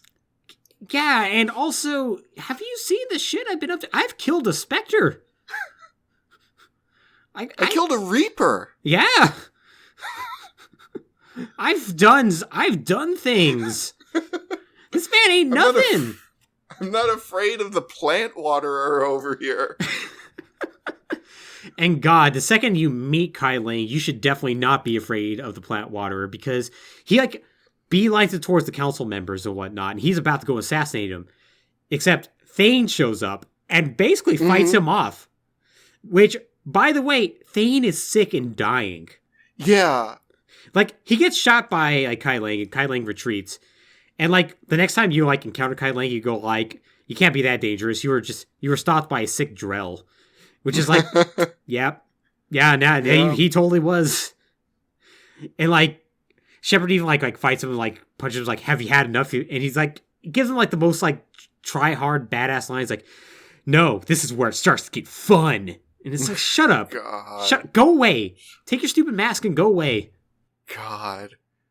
And so, not having had any previous exposure to Kai Lang, my feeling was that it felt like a character they were trying to pit against Thane. Like the evil assassin, the redeemed assassin, like they're having an assassin fight. And I'm just like, Thane's so much cooler. Yeah, he is. Thane's like 1,000% cooler than this guy. What is this? Also, that's like a perfect encapsulation of like their failure to convey what this character is supposed to be about. Is the fact that you saw him as like, oh, he's supposed to be a foil to Thane. Yeah, I never once thought he was supposed to be a foil to Shepard. Not ever. And why would you? Because he's so lame. He was a foil to Ashley at best. At best. Oh, also, by the way, if Thane's dead and Captain Kyrie is alive, Captain Kyrie shows up and fights him off. And does not get killed either. He just fights him off. Yeah. So, good job, Kai Lang. I mean, Kyrie is pretty cool, but still. I assume if they're both dead, then just someone shows up. He actually does succeed in killing the council then, but... Oh. You know, at that point, that's so many failure points. Yeah. I think that's just called, okay, you were trying to get the council killed. Yeah, pretty much. You were upset that your choice in Mass Effect 1 didn't matter, and so you wanted to get the replacement council killed. Yeah. So, you stop him, he runs away, and you pursue him and whatnot. And Shepard like actually reaches the council again, and like a tense like standoff happens between her and the Vermeer survivor. Because like now like Ashley's with him and is like escorting him, or Caden or whatever. Mm-hmm. And so Ashley's like, listen, no, you are clearly here to kill him. Cerberus is invading. You're part of Cerberus. I'm not stupid. I'm going to shoot your ass. Right. And you could try talking her down. And if you fail to do so, one of your squad mates will shoot him or her. Mm-hmm. And if you don't do it yourself, of course. Right. Or you can convince her that actually no, Udina's a traitor, and she'll pull a gun on Udina and just shoot Udina. Yeah. Yeah. It does happen. Yeah, Udina dies pretty much regardless. Yeah. Yeah, Udina gets murked real quickly because he tries to pull a gun on a Spectre. And it's like, buddy, that's cute. Yeah. You gave me the excuse I've been waiting for 2 games from now. So, it ends up dying and whatnot, and, you know, Shepard goes to see Thane in his final moments with Koyat, and Thane ends up passing away. So, poor Thane, out of the picture. Yeah. It's a really good final scene. It is. I really, really like it. It would have been way better if he'd been in the game at all prior to that. Rather than it going, hey, remember that guy you really liked from the last game that we forgot for the first 40%? Well, here's his death scene. Yeah. Oh, and that's like the last major Mass Effect 2 character that has like major plot implications, because we already talked about it front. Let's talk about the rest of our squad mates. Go all Mass Effect 2 squaddies. I believe at the end of our Mass Effect 1 episode, I said something to the effect of, I can't even remember who's in Mass Effect 3, because I felt like the whole game was basically just a revolving door of people coming in and out of your party. Mm-hmm. And I kind of feel like I was right. You are half right. The other half is that it's just your Mass Effect 1 squad mates. Yeah, okay. That's fair. Yeah, your Mass Effect 3 squad mates are, the new people are James Vega and Edie. Right. And then you get Caden or Ashley, Garrus, and Tali. Yep. Yeah, so it's just Mass and Effect Liara? Oh, Liara, right. Yeah. Poor Liara, I'm sorry. Yeah. You have an actual really good scene in this game. I should actually remember you. She's the Shadow Broker, probably. She is. Briefly on Liara, I did talk about, I think it was me, it might have been you, who mentioned last episode that she's written as like 3 different characters in each game. Yeah. I want to amend that. She's written like 2 different characters. Mass Effect 3 goes back to how she is in Mass Effect 1, just a little bit more assertive. Yes. Like, you would not believe she was like a stone cold Shadow Broker. I'll murder anybody in my way. By Mass Effect 3, she's just like, yeah, I'm the Shadow Broker. Anyways, I'm back to being fascinated about Prothean artifacts. Yep.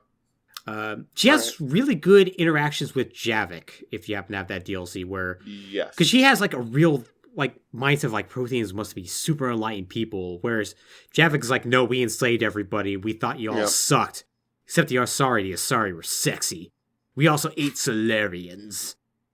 Javik is incredibly cool. He's basically the Shepard equivalent from 50,000 years ago. Yeah. Who basically watched as everything was lost and has a very nihilistic look on life. Right. Yeah, he's so good, and he should have just been in the main game. Did he say the Protheans thought the Asari were sexy? Yes. Weren't the Asari too underdeveloped to be killed by the Reapers at that point? They were. Odd. Hey, you know. Man likes what he likes. Strange. Indeed. But all right. But yeah, so our Mass Effect 2 squaddies. Obviously, we still have a lot to talk about, so we're going to be very brief on this because the game doesn't care about them, so why should we? Yep. Nope, we'll move on. So, let's start with Jack. Jack now is teaching at an academy called the Grissom Academy, teaching young biotics how to be better or something. And you help defend her station from getting attacked by Cerberus. She's like really cut down on the swearing. It's great. I actually like... this game just goes to Cerberus whenever it needs to, huh? Yes, it does. 100%. When they want you to kill humans, it's like, here's Cerberus. Yep. I actually do like what they do with Jack here, but... Yes, I like... I won't say that I like her arc, but I like this point that she reaches. Yeah, totally. Totally. Very comfortable with who she is, and just happy to keep kids from having the same fate as she did. Yeah. Samara goes to a Arctic Yashi penal colony, essentially, or monastery. Which, by the way, it was established in the last game that there were only 3 Arctic Yashi, and they're all her daughters. Right. Turns out there's more. Turns out they forgot. You can basically convince her to either let her murder her daughters, shoot her, or convince her that maybe her daughters should live. Because the Reapers are basically going there and indoctrinating the Arctic Yashi because they make very powerful soldiers, essentially. Right. Let's see, who else is there? Jacob. Oh, Jacob is the most insulting. So, I'm going to talk about Jacob from the perspective of you romancing him as a female shepherd. So, Jacob goes and helps out a bunch of scientists doing something that's important, farming or something, I don't know. And he falls in love with one of the lead scientists. Which, if you are romancing him, you go, whoa, what the hell? Mm-hmm. Which leads to Jacob going like, hey, it's been 6 months, Shepard. I couldn't wait forever. It's like, dude, I was under arrest and 6 months is not that long. No. Jacob. That's wrong. It gets even more wrong when you realize that he's impregnated her, and the next time you see him, Jacob goes, "Hey, I'm gonna name my kid Shepard after you." Which Shepard's like, "Great. What a consolation prize, Jacob. You piece of shit." All right. By the way, Jacob decides to do this like regardless of whether or not you romance him or not, and Shepard has the same reaction whether or not you romance him or not, which is like, can you not? That's actually a pretty stupid name. It is. Also, the female researcher, like, regardless of whether you romance Jacob or not, if you're a female Shepard, she like looks at you and goes like, "Oh, you better not look at my man," essentially, and you're like, "Girl, listen, I dated the cool drill assassin who beat up Hot Topic Goth Ninja. I'm fine. I have standards, thank you." God. But yeah, so that's what happens with Jacob. God, who's left? Oh, yeah, there's also Kazumi and Zaid. Kazumi, you have to help basically unsabotage the Hanar defenses, which, that's cool. The Hanar apparently have the 5th strongest military in all of the Milky Way, by the way, which is kind of impressive considering they're squid people. Yeah. And, well, squid people actually oversells them. They're jellyfish. Yes. I completely forget what Zaid does. No one cares. No one cares. And now it's time for me to remember if there's anybody else. Miranda. Oh, Miranda. Yeah, Miranda basically is on the run from Cerberus, trying to protect her sister, and basically she is like Final Destination, fated to die unless you do everything perfectly, by the way. Right. If she wasn't loyal to you in like Mass Effect 2, she dies. If you don't make the right dialogue choices, she dies. If you do things slightly out of order, she dies. If you romanced her and then broke her heart, she dies. It's actually shockingly easy to get her killed. But if you succeed in all that, you can save her life and save her sister's life from Cerberus later on in the game. That one feels like they wrote the exit point and then built the through line afterwards. Yeah, it kind of does. Kind of does. So yeah, that's your Mass Effect 2 squad mates. They could have like hung out with you and did cool things, but until they released a DLC for that, they don't. They just get discarded because you want your Mass Effect 1 squad mates back, right? Of course you do. Of course you do. No. Of course you. Yes, you do, Alex. You want Kaidan back. 2 squad mates were so much better. They were so much better. They were so much better. You know what's really insulting about the fact they give you back your Mass Effect 1 squad mates? Mm-hmm. They don't give you Rex. Yeah. Right? Yeah. And Mass Effect 2, like, they just took your 2 best squad mates and put them on there. They're like, here, Garrison Tally, there we go. They already had it. They had it going. They had it going. And 2's entire point was look at these great squad mates. Mm-hmm. Bond with them. Mm-hmm. Okay, here's their conclusions. Yep. Thanks. Isn't it great? Well, speaking of squad mates, I guess we gotta talk about what's happening with Tally, don't we? Yeah, let's do that. Yeah, so basically... So I'm really interested to hear your thoughts on this segment, actually. Ooh, I have a lot of thoughts on it.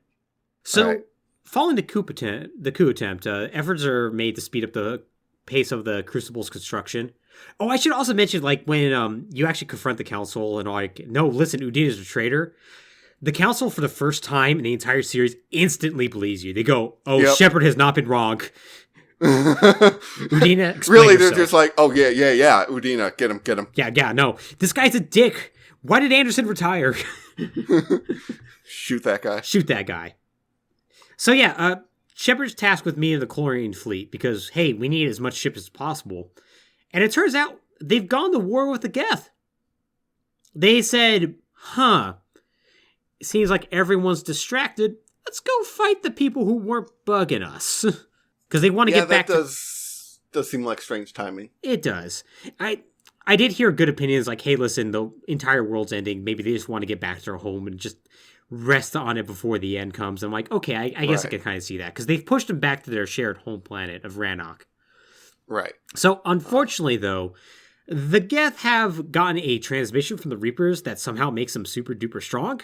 and they're currently pushing back. So the admirals explain that the signal is being broadcast by Geth Dreadnought far beyond their ability to destroy. And so Shepard proposes that they send a squad aboard the vessel and disable the signal. Mm-hmm. And so the Quarians are like, yeah, cool. Here, take Tally along. And Tally's like, done. Yeah, let's do this. I'm back with the team. Mm-hmm.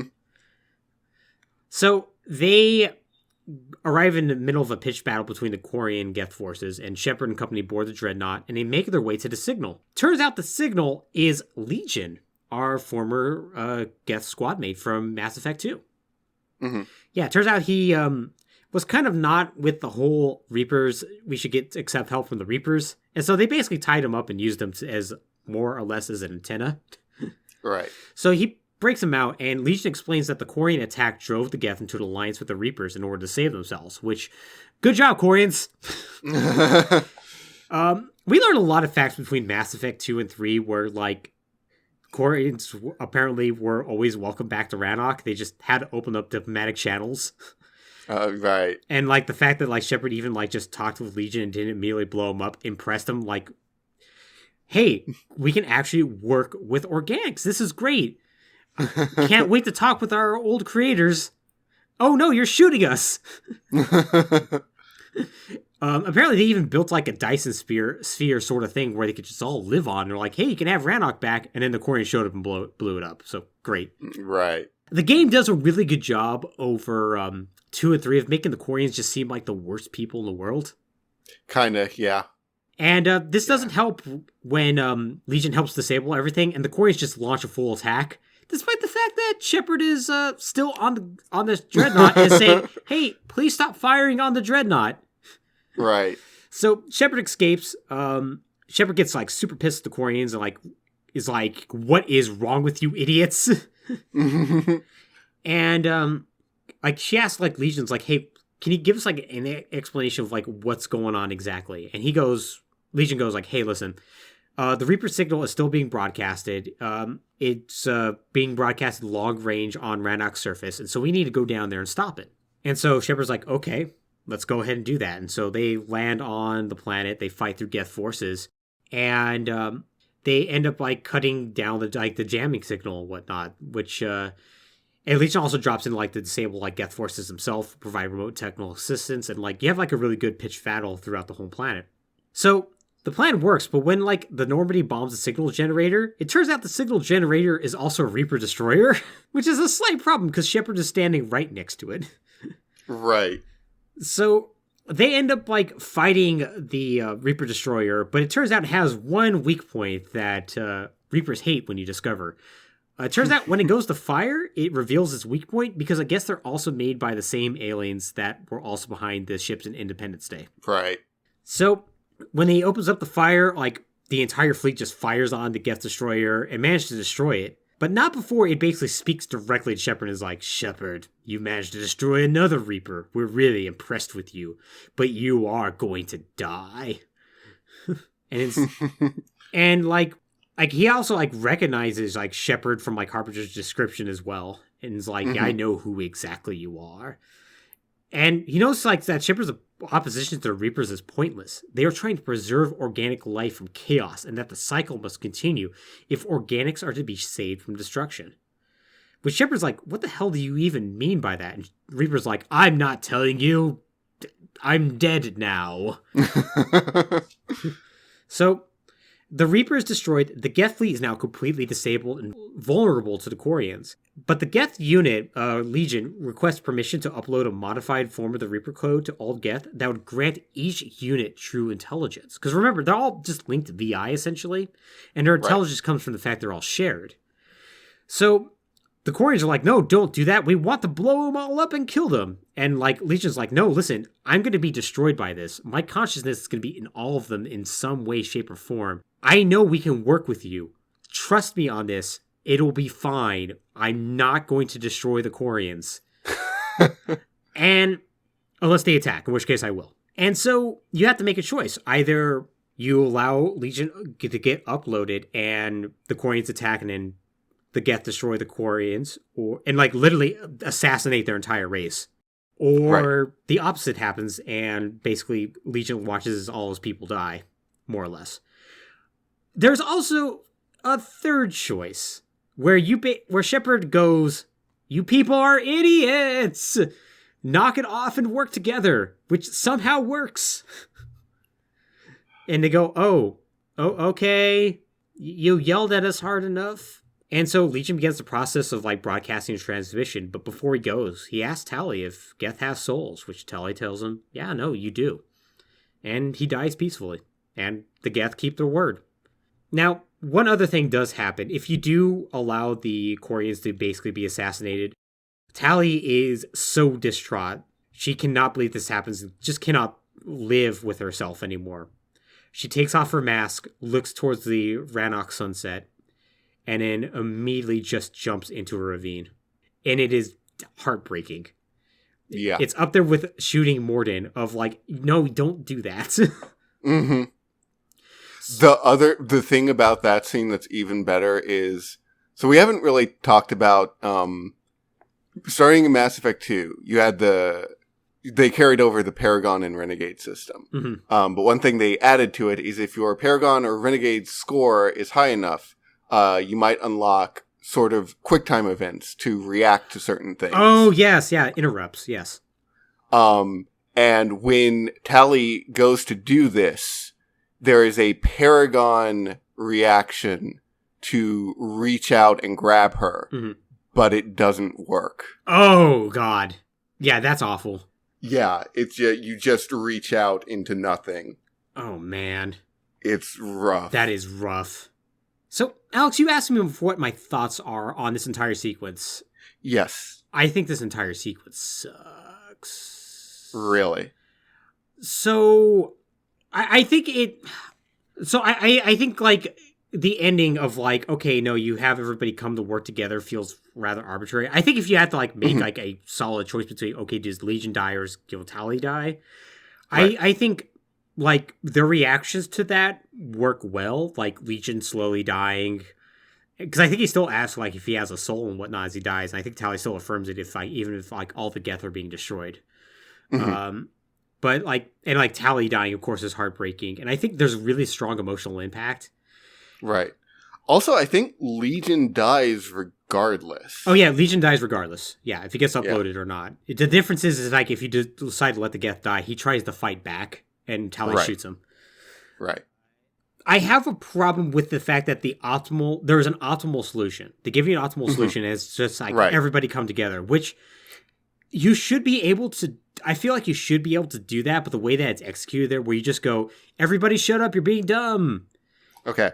Doesn't quite... So one thing I will say about that is you need to unlock that option. Yeah. And it's not just that Shepard says that, it's that he says that to a certain Quarian. And this is one of the things I actually like. So I'll lay out that I think this is, from a design standpoint, possibly the best part of Mass Effect 3. Oh, interesting. In terms of the way all this unfolds. And I'm mostly going off of memory on this. And that memory is about 10 years old now, so... fair. I might be rose tinting the hell out of it. But as I recall, when you go down to the planet's surface, you first go on a mission to rescue a Quarian leader, a military leader who's leading his troops and is come under Geth fire or something like that.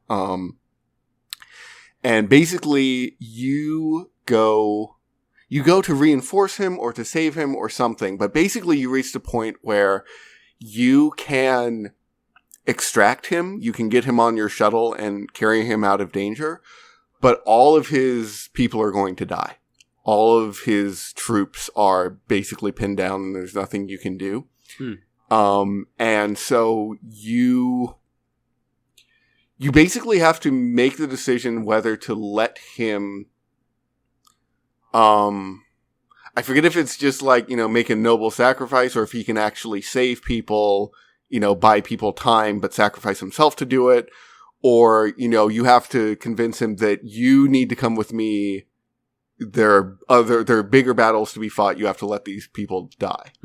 Something to that effect. And it's interesting because it's even presented in such a way that the Paragon option is to basically let that guy die there for what he believes is the greater good. But if that guy dies, you do not get the option to make peace between the Geth and the Quarians. Oh yeah, because that is Admiral Queequeg, if I remember correctly. Yeah, I think so. Yeah. Interesting. Yeah, and in that case, you do need to choose one of those species to be annihilated. Interesting. Yeah, I got it right the first time, and I got to be able to save both of them. I don't know. Were you able to? I was not. No. And so I ultimately chose to exterminate the Quarians. Oh man. And so yeah. And that I thought was a really good choice too, because obviously you have a personal connection with Tali. Yeah. And Legion's going to die no matter what you do. Yeah.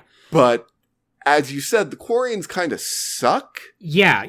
You have technically two Quarians you meet over the course of the series that don't suck. Yeah. And it's like, you guys are objectively in the moral wrong here. And like, there's really no justification for choosing you guys other than the Geth are robots, so maybe they don't count as life forms. Yeah, and I can totally see why you like this sequence so much, because, yeah, if you put it down to that binary choice like that, right, that's a hell of a choice you have to make. Because you're right. You have to build up that relationship with Tali. Right. And even with Legion, even if Legion, dies regardless, you still build up a really good relationship with him. You learn a lot about the backstory of the Geth and, the relationship towards the Quarians and whatnot. It's a legitimately tough choice to make. Yeah. Yeah, it is. The third option to save everybody, I didn't see it, so I can certainly understand if it's not well executed. That sort of undercuts the whole thing. I sort of like the idea that there is a way to do it, but you have to figure it out. Yeah. And it is an option that is not just make the obviously moral right choice, and then later will let you make another good choice because you made that choice. Like, I don't know, the Rachni Queen. Yeah, like that. Yeah. I like that you kind of have to convince someone to go against their morals for, the greater good to get to that point. Yeah. Yeah, no, totally. I can definitely see it from that angle, too. Yeah, I think a big reason why that decision just rubs me the wrong way is that it's a very obvious decision. And it's it's upsetting that there's no way to head it off before that final moment. Right. Yeah, no, that's fair. Yeah, and because it literally just ends up being Shepard basically yelling at two children, being like, "Stop it! Nope, I'm pulling you apart." Right. Yeah. And that's fair. It's like it really all depends on the Quarians just being on an absolute warpath. Yeah. To exterminate the Geth. The returning home is almost nothing. It's like annihilating the Geth is clearly their actual desire. Yeah. And it's like, okay, well, so then we're sort of just riding along with war criminals. Pretty much. Yeah, it's a rough set of decisions you have to make there. And if it's presented as that binary choice, I think that section works so much better. Yeah, probably so. But yeah, for our purposes, we'll say that we saved everybody because we're the perfect Shepherd. We're so perfect. Right. Yeah. We're the greatest. All the best things happen.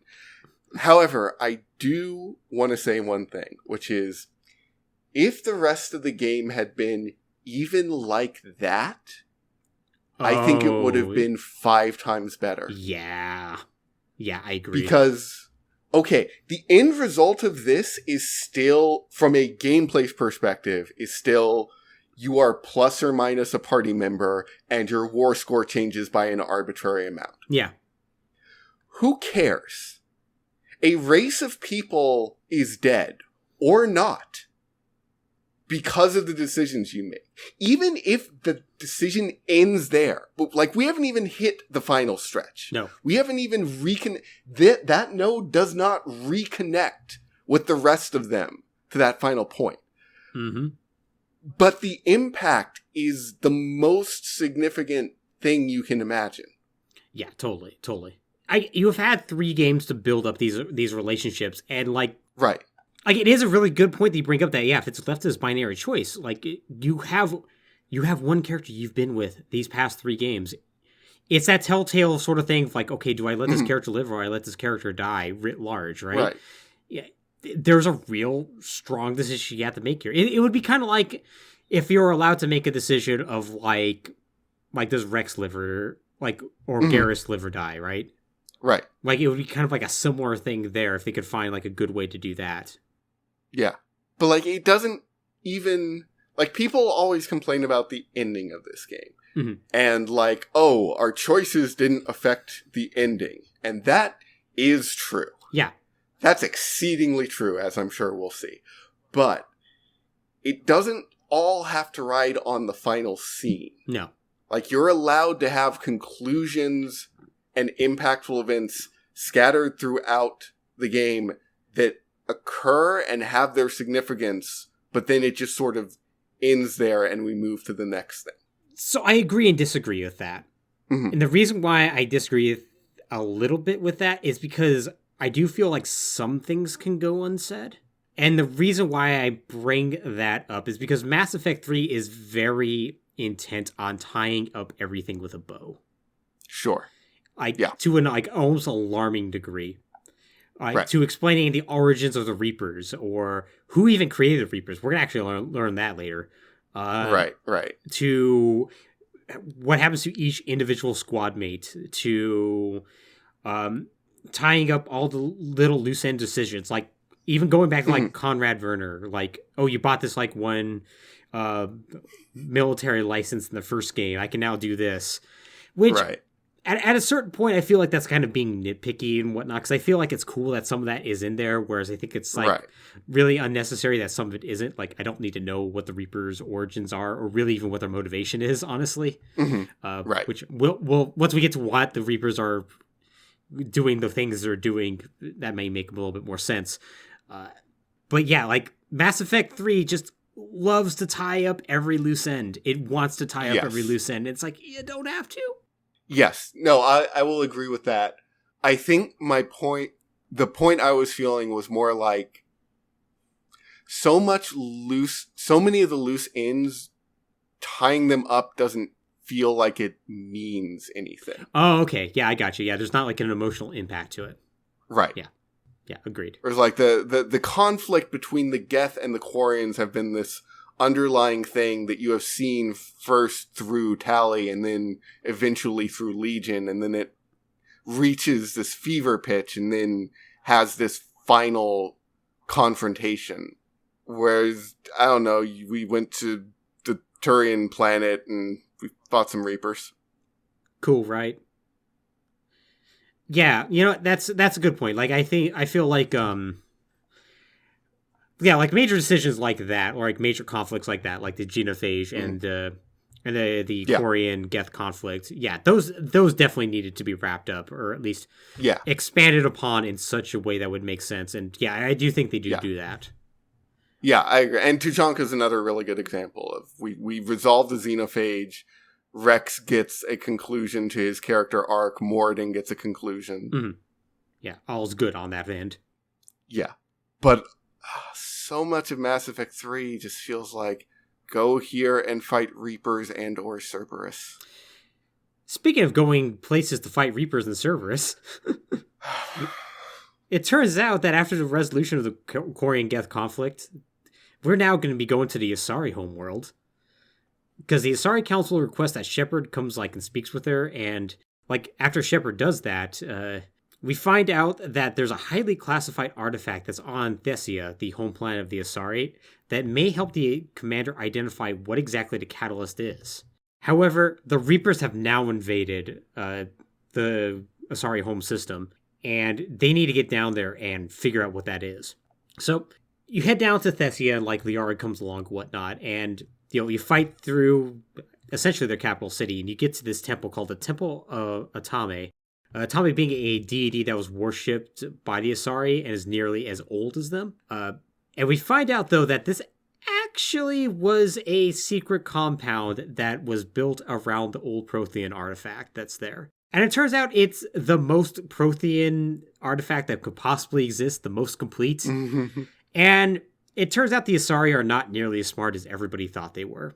So the Asari are set up as being the most technologically advanced race in the known galaxy. Right. But it turns out in order to maintain that advantage, whenever they would start falling behind, say, the Solarians, they would just access this beacon, get more technology, and release it.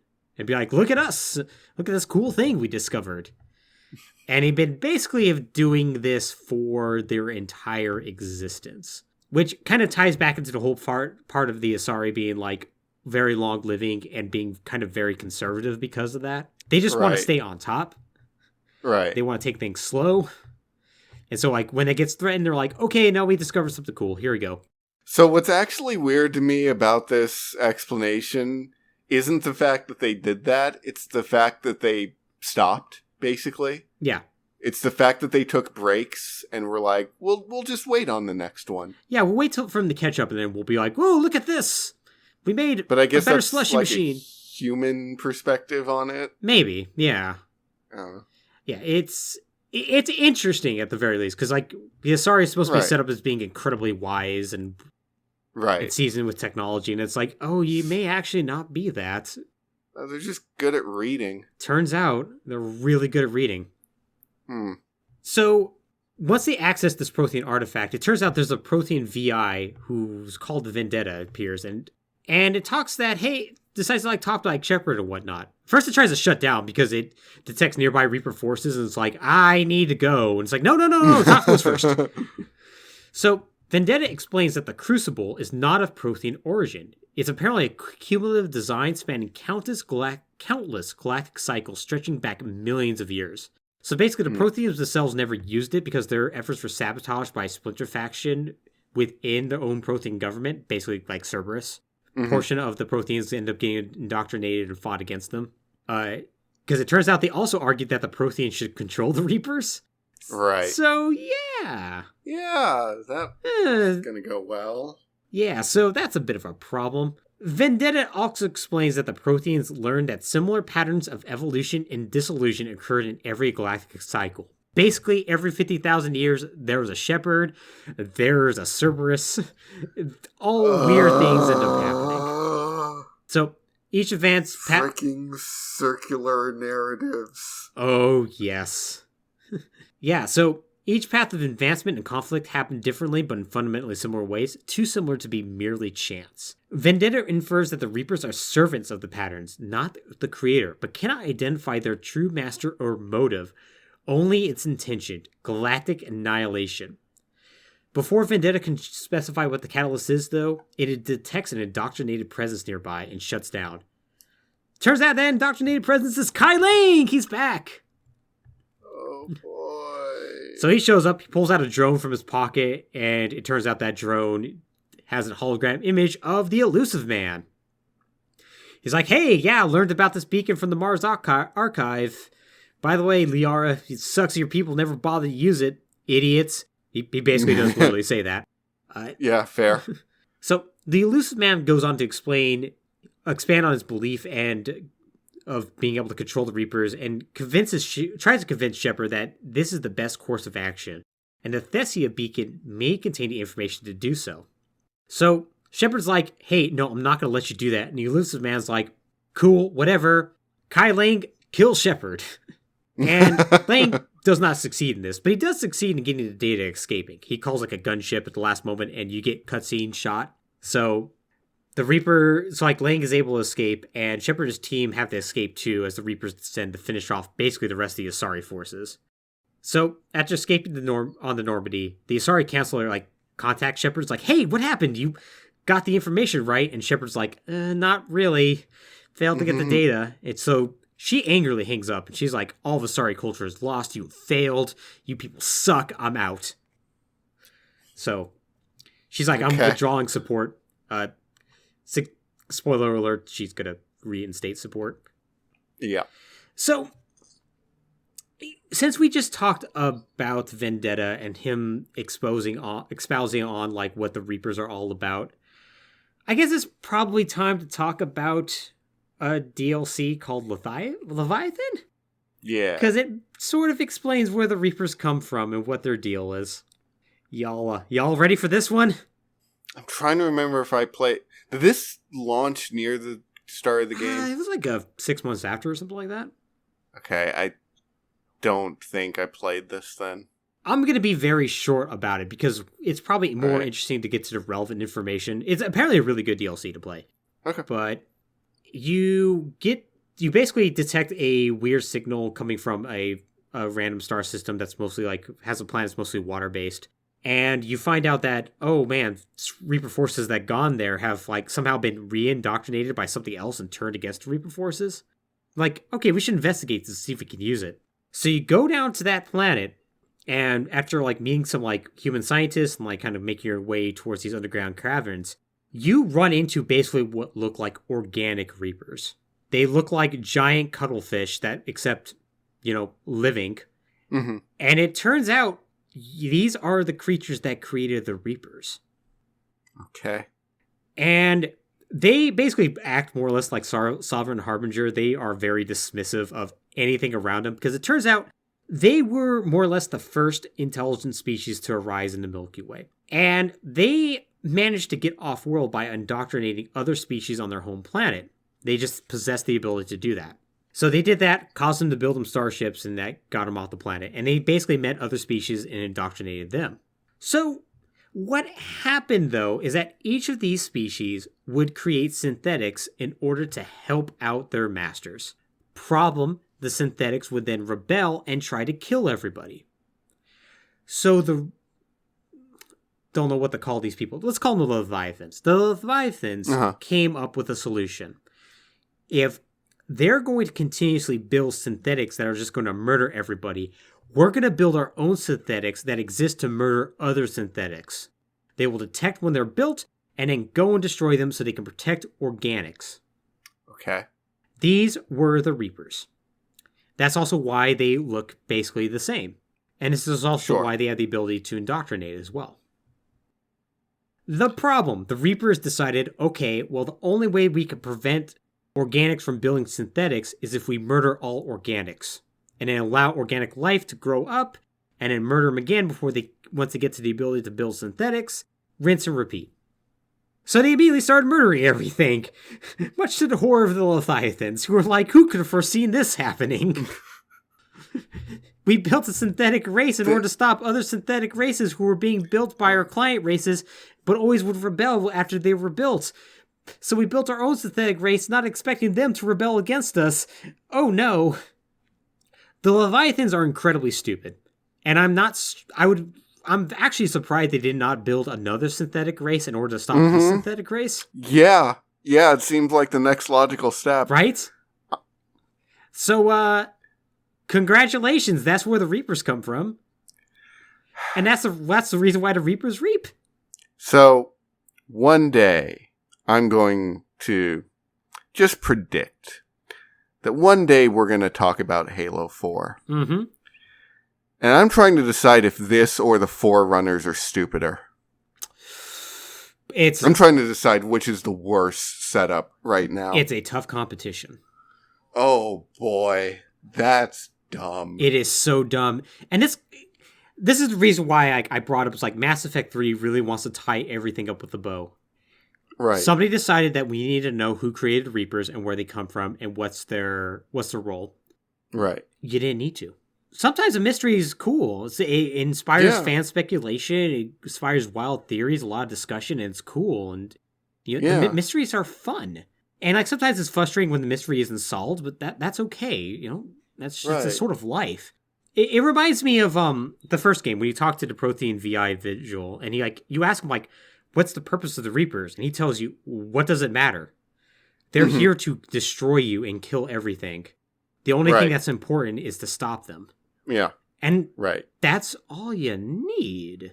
Pretty much. I mean, But at the very least, if you're gonna solve the mystery, don't make the solution stupid. Yeah. And so... No, I'm with you. Like, if you... So it sort of goes back to the idea of knowing where you're going when you start. Yeah. If you work backwards and you have the conceit that is the answer to the mystery, and then you build the mystery around that, then you can do a really good lead up to unveiling the mystery. Yeah. But if you just like needed an inciting incident or a threat to be the focus point of your story, and then someone's like, hey, why is this threat a thing? Just be like, yeah, it's the evil. Yeah. Yeah, totally. Yeah, it's really sad because, like, at the end of Mass Effect 2, you get a lot of dangling plot lines that could explain what exactly the Reapers are doing. And one that I really liked was when somebody explains, like, well, maybe the Reapers were created because of the dark matter problem. Because in that game, there's multiple instances where it's inferred that dark matter is causing stars to age quickly and could hasten the death of the universe. And all Mass Effect drives, basically ship drives, create dark matter. And so it was like speculating, like, well, maybe the Reapers are reaping to either cull the population so they don't hasten the death of the universe and thus hasten their death. Or maybe they're also like trying to harvest these different races so they can get different consensuses and whatnot. Right. Like, okay, well, let's harvest a bunch of humans. Maybe their mindset and their way of thinking will help us figure out a solution to this problem. Right. And since they're synthetic races, though, they always kind of go into this recursive loop where they're not really solving the problem, but they keep trying to do the same solution. Right. And I don't think that's a perfect explanation. It's not perfect, no, but it's certainly interesting, and it's something you can sort of build on. Yeah, and it's also was something that was built on in Mass Effect 2. Right. Yeah, and it's like, but then they don't do that. They do it instead, well, we want to make sure that synthetics don't destroy everything in a technological singularity, I guess. I don't know. Right. So we built the most powerful synthetics. Yep. And now they're murdering everything. I guess gave them the ability to self-actualize and to find their own course for fulfilling their objectives. I guess so, yeah. And also we taught them to build more of themselves. Yep. And to harvest biological matter and archive its DNA inside themselves. When Horizon Zero Dawn did it, they did it much better. They did it much better. Oh, God. Oh, so boy. good. So, yeah. Okay. So, mind you, all this is, like, at least, like, the Reaper's motivation is actually explained in the ending of Mass Effect 3, but... Yes, because I did know this. Yeah, but given that you literally can go to this DLC more or less at any time and learn this, I figured this was a good point to bring it up.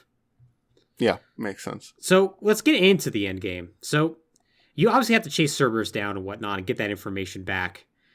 And we find out that Kai Lang went to a refugee colony called Horizon. They basically just track his ship and whatnot. Mm-hmm. And so they end up going there, and they find signs of battle between Cerberus and Reaper forces, which is kind of a surprising discovery to the team, because, like, wait, why are they fighting the Reapers? I thought they were working with them, because they're clearly indoctrinated.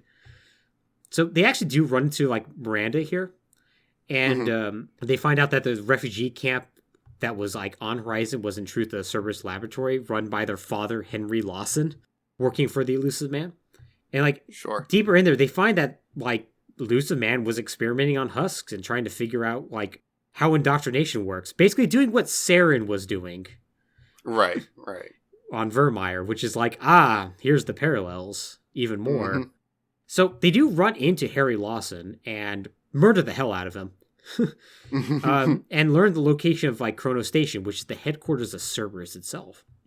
So they lead an Alliance Armada to assault the station and end up boarding it to fight through, like, the Cerberus forces and whatnot. And so, like, the base is, like, full of, like, video logs that, like, contain intel on, like, Edie's past, like, the reasons behind Project Lazarus and Cerberus's, like, newfound obsession with exploiting Reaper tech and indoctrination. None that's, like, super important, but it's, like, good flavor text. Mm-hmm. And they also find that, like, they salvaged the human Reaper from the collector base, even if you blow it up. Sure. Eventually, the team does reach the Elusive Man's personal office, but he's not there. But they do find the information on the Protein VI, and then the Elusive Man contacts Shepard and is like, "Ha! I've already acquired a catalyst, and I have all I need to control the Reapers. By the way, I'm not indoctrinated. I really am not." Mm-hmm. So, don't worry about that. And so he severs communication with Edie, like with the base and whatnot. And Edie discovers, once again, the protein VI and activates it. Mm-hmm. And we find that the catalyst is actually, in fact, the Citadel itself. So in some previous cycle, the Reaper-made space station had been incorporated into the activation process of the Crucible to like boost its power. And basically it coordinates its function by like sending that signal, whatever it does, through the mass relay system so it can just hit the entire Milky Way at once. So after that revelation, like, okay, we need to get back to the Citadel. Not bad. I hate this. Where is it? I forgot about this. I hate this. The revelation that the Citadel was actually the Reaper's mass relay to enter the Milky Way and do their thing was so freaking cool. Yeah, right? It was so rad. And then this is like, no, actually, it was the Crucible. Shut up. Turns out it's also the thing that's their undoing. Yeah, it's silly. No, they put it there as a trap. Yeah. The Citadel is the Reaper trap. That's awesome. Right?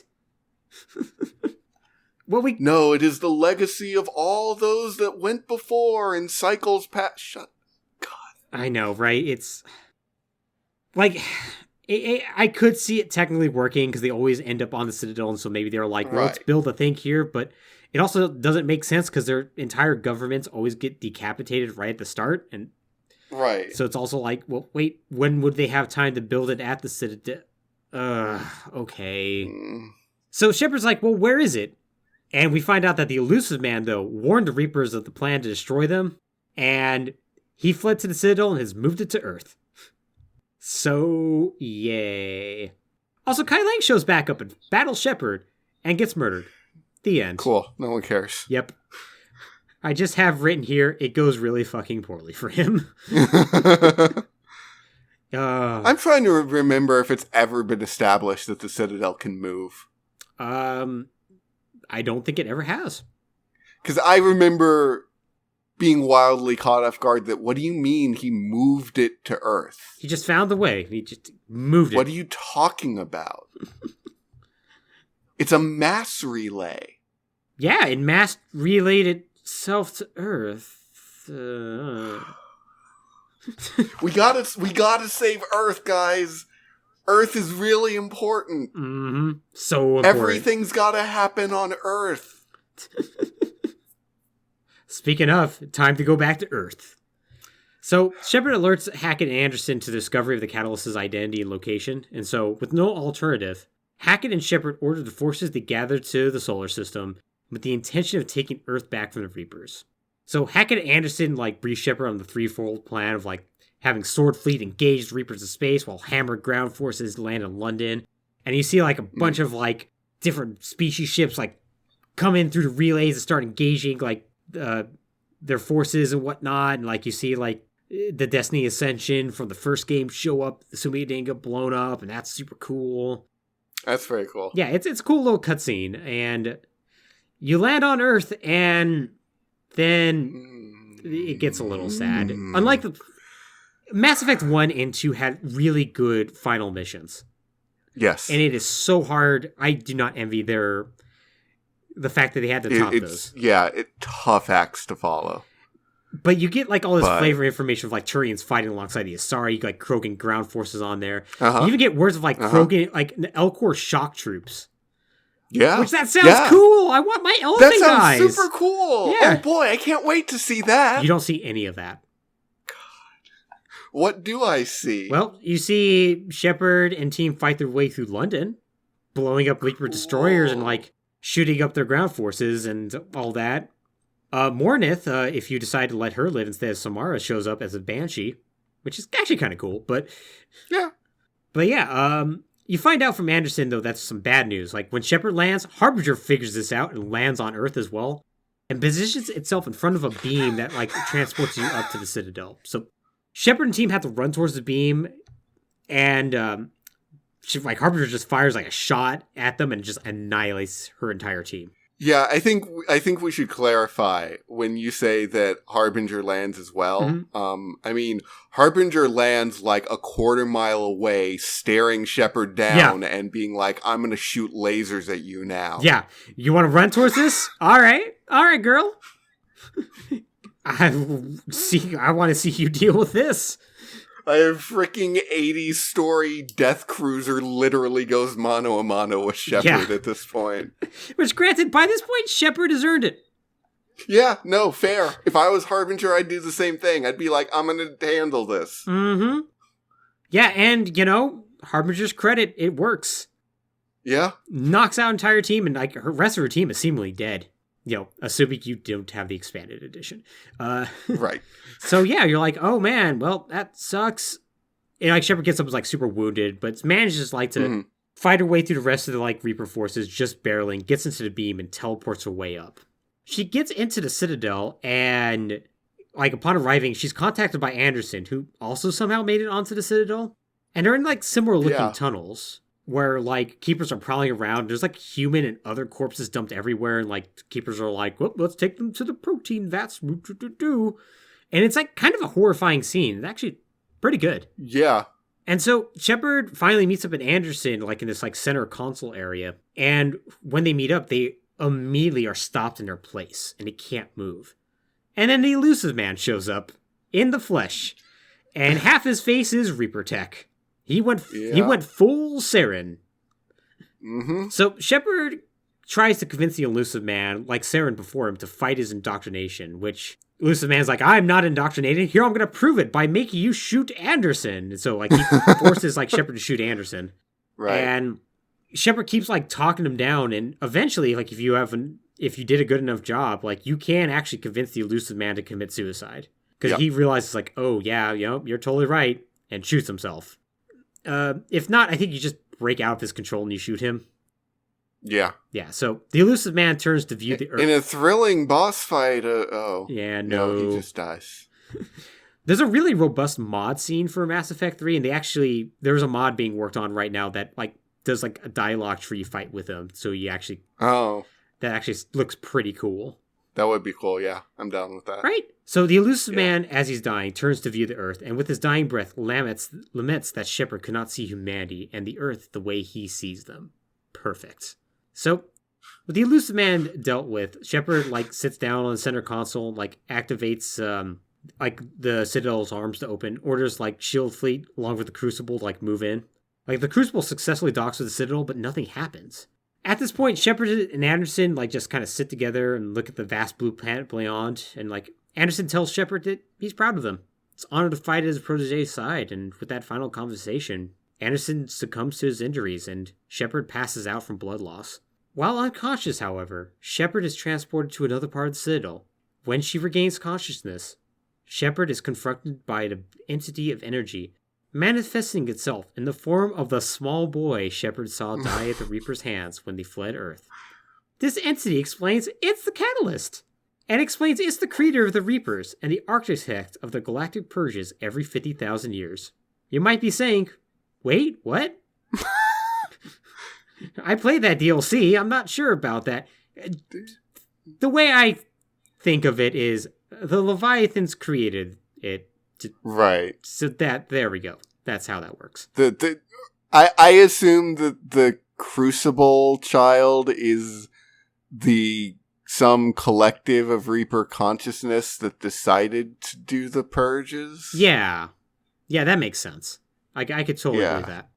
So, the entity explains that the purpose of each genocide is to solve the problem it was created to stop. Once again, the total annihilation of organics by the synthetic races they inevitably create. So, the crux of this... let me continue. Yeah. Its solution was to allow organic species to evolve to the apex of their civilization and then harvest these races, with millions of bodies and minds from each race being processed and converted to new Reapers, while the remainder of their civilizations were systematically destroyed. By doing this, the Reapers preserved their harvested races, while allowing more primitive races to have their own chances to become great, evolving on their own, though influenced along more preferable paths by Mass Effect technology being left behind. They in turn would be preserved, thus ensuring the threat of complete annihilation of organics by synthetics was averted. So, the reason why I hate this plot twist so much, besides the fact that they explain something that doesn't need to be explained, I feel like. Right. It feels like it comes out of nowhere. Now, Mass Effect 3 throughout the game does lay its groundwork. There's a lot of discussions with EDI about the nature of organics and synthetics and whether or not they can coexist. Legion has that conversation with you as well. The problem is that they don't lay that groundwork the previous 2 games. At least not in the more overt way of like, well, the Geth and Quarians are at war, and the Reapers and Organics are at war. Like, you could look at that and go like, okay, no, there is some foreshadowing there. And my argument with that, of course, would be, yes, but the Geth and Quarians really aren't at war for the first 2 games. And it's very well established in Mass Effect 2 that the Geth are actually pretty cool with the Quarians coming back if they want to. They just need to be less shooty. Right. Yeah, because those elements are there, but they're not foreshadowing. They're side elements. Yeah. Like, the Geth and the Quarian thing is just a thing that's going on. Because they wanted to write about, and over there is the killer robot apocalypse world. Yeah. And that's fine. I don't have any problem with that. But you can't then, in the 3rd act, go, oh no, that was the crux the whole time. No, it wasn't. No, it wasn't. What are you talking about? Yeah, it's like, wait, hold on. First off, I have multiple examples of this not necessarily having to be the thing. Literally, one of them is a squad mate. And 2, wait, when did this come up before? Yeah, it feels like such a left field turn that Mass Effect 3 decides to do this, and it feels so unsatisfying. Yes. And also their delivery mechanism is garbage. Oh yeah, having basically the child that's traumatized Shepard deliver it to Shepard and be like, hey, by the way, I'm just going to be very matter of fact and lay everything out. And just teleport you up into this space dome you've never been before. I bet you wanted to have a real good showdown with Harbinger. Yeah. Well, I don't got it for you. Let me tell you what your options are. Maybe have a proper boss fight with the Elusive Man and the forces of Cerberus, the sort of darker nature of humanity. Maybe... Listen, I'm sorry, the Elusive Man is just not on the menu tonight, Alex. But however, the swordfish is delicious. And I assure you, our chefs they're not trained in making swordfish, but we could figure it out. Yeah. We have a hallway of swordfishes. And man, that... One's red, one's blue, one's... God, the dialogue fight with Saren was so cool. It was. It was so good. Mm-hmm. And the one with the Elusive Man is such trash. Yep. I didn't feel any satisfaction about anything that happened in that dialogue fight. Yeah. Yeah, no, me neither. How do you screw up something you already got right? I don't know. You find a way. I guess. God. So, Alex, organic life is constantly being murdered, but let me tell you, there's a solution.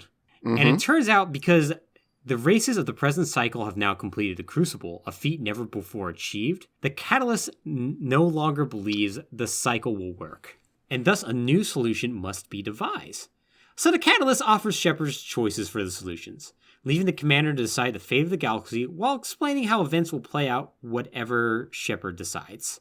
Mm-hmm. So the Crucible, in conjunction with the Citadel, the Catalyst and the mass relays can be used in a multitude of ways, as a means of destroying the Reapers, controlling the Reapers, or render the Reaper harvest moot by fusing organic and synthetic life together. So, let's break those down. Destruction of the Reapers means that all synthetic life, which means Geth, EDI, the Catalyst itself, will be destroyed in its entirety. All other technology will be affected to varying degrees depending on the Crucible's condition, and the Catalyst warns while there will be peace, it won't last. The organic-synthetic conflict it has worked against all these eons will inevitably surface and result in chaos. Which, well, we just made peace with the Geth, so... yeah. I mean, you know. But also this option sucks because you just break all the spaceships, so... Yeah, which is a slight problem.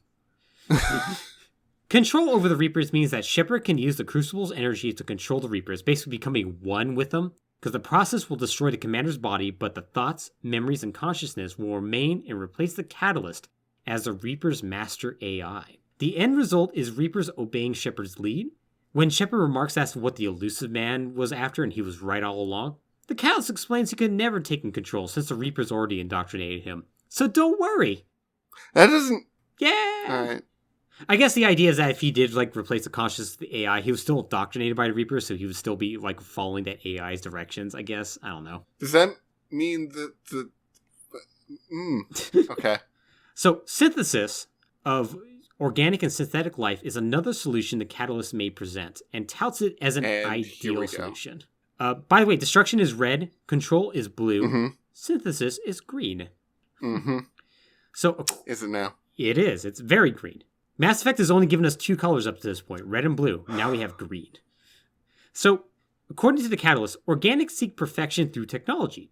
Synthetics seek perfection through understanding. Organics will be perfected by integrating fully synthetic technology, whereas synthetics in turn will finally have full understanding of organics.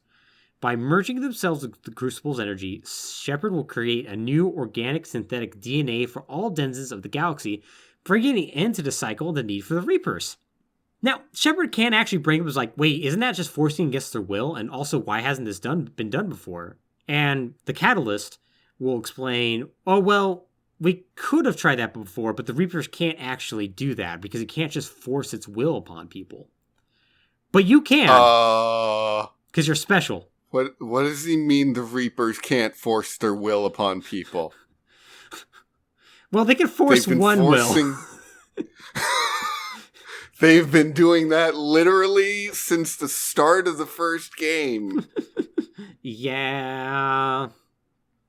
I really do appreciate this segment for poking holes in itself. Yeah. And then half-heartedly trying to cover over them. Listen, don't worry. I've patched this over. I'm expert at patching walls. You barely knock on it and everything falls apart. Oh, God. Yeah, it's so bad. It's bad. And see, this is the big reason why people complain about this, because they're like, wait, right? None of these solutions really make a whole lot of sense. No. So destroying the Reapers is the obvious solution. I do appreciate them giving significant negative consequences to destroying the Reapers. Yeah, you're going to murder your friend and also a lot of technology. Yeah, you're going to break space travel. I appreciate that. That it's not just, oh, well, this is the thing we came here to do, so I'm going to do it, and then I'm going to go. Yeah. Yeah, totally. Controlling the Reapers, sure, that makes sense, I guess. Yeah. It doesn't, you still sort of have to internally wrestle with the fact that that's what the elusive man was trying to do all along. And maybe he was right. I don't know. The Catalyst sure as hell doesn't know. Yeah, no, totally. Yeah. Yeah, and synthesis. And then there's synthesis. An idea which has, I'm not going to say literally never come up in this series, because I think it was mentioned in passing a few times. It's definitely an expounded upon by Edie sort of way in Mass Effect 3, where she's trying to seek understanding from humanity. Right. Which, by the way, she achieves by the end of the game. She identifies herself as human. She chooses that. Right. A little heavy-handed, but anyway. Yeah, slightly. Yeah, and also, you're just forcing it upon everybody as well, but it's okay, because you're doing it. Yeah, you're special. So, there is a fourth choice. The fourth choice is that Shepard can reject them and insist that a decision with such massive ramifications to the galaxy and its inhabitants can't be made. And the Catalyst acknowledges this, and the Crucible is not activated, and the Reapers basically destroy all the forces that the galaxy's races have amassed against them and succeed in their harvest. Which, if you do that, you actually do get an alternate ending, which, I didn't bring this up before, but there's a very good scene with Liara earlier in this game, where she's putting together time capsules.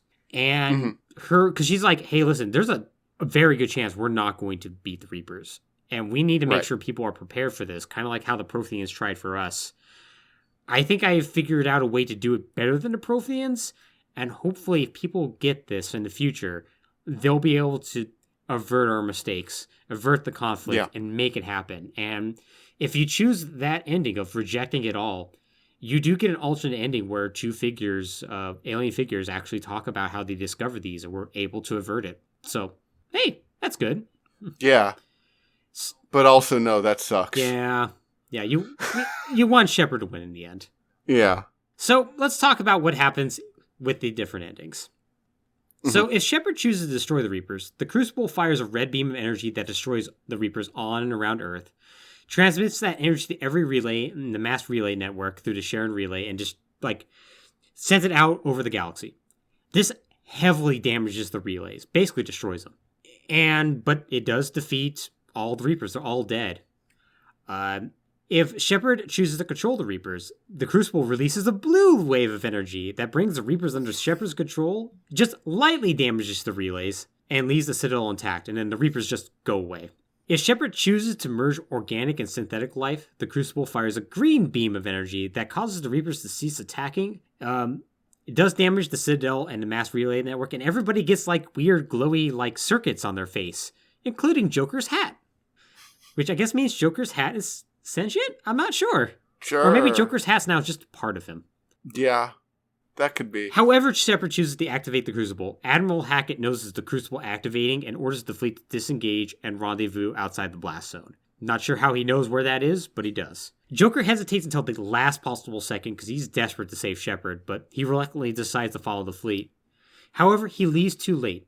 The Normandy jumps to FTL speeds, but is caught by the energy released by the Crucible, and crash lands in a jungle on an identified world. He emerges out either with EDI or without, and they just kind of survey everything that's around them, conceivably ready to build a new life on this uninhabited planet if you destroyed everything, I guess.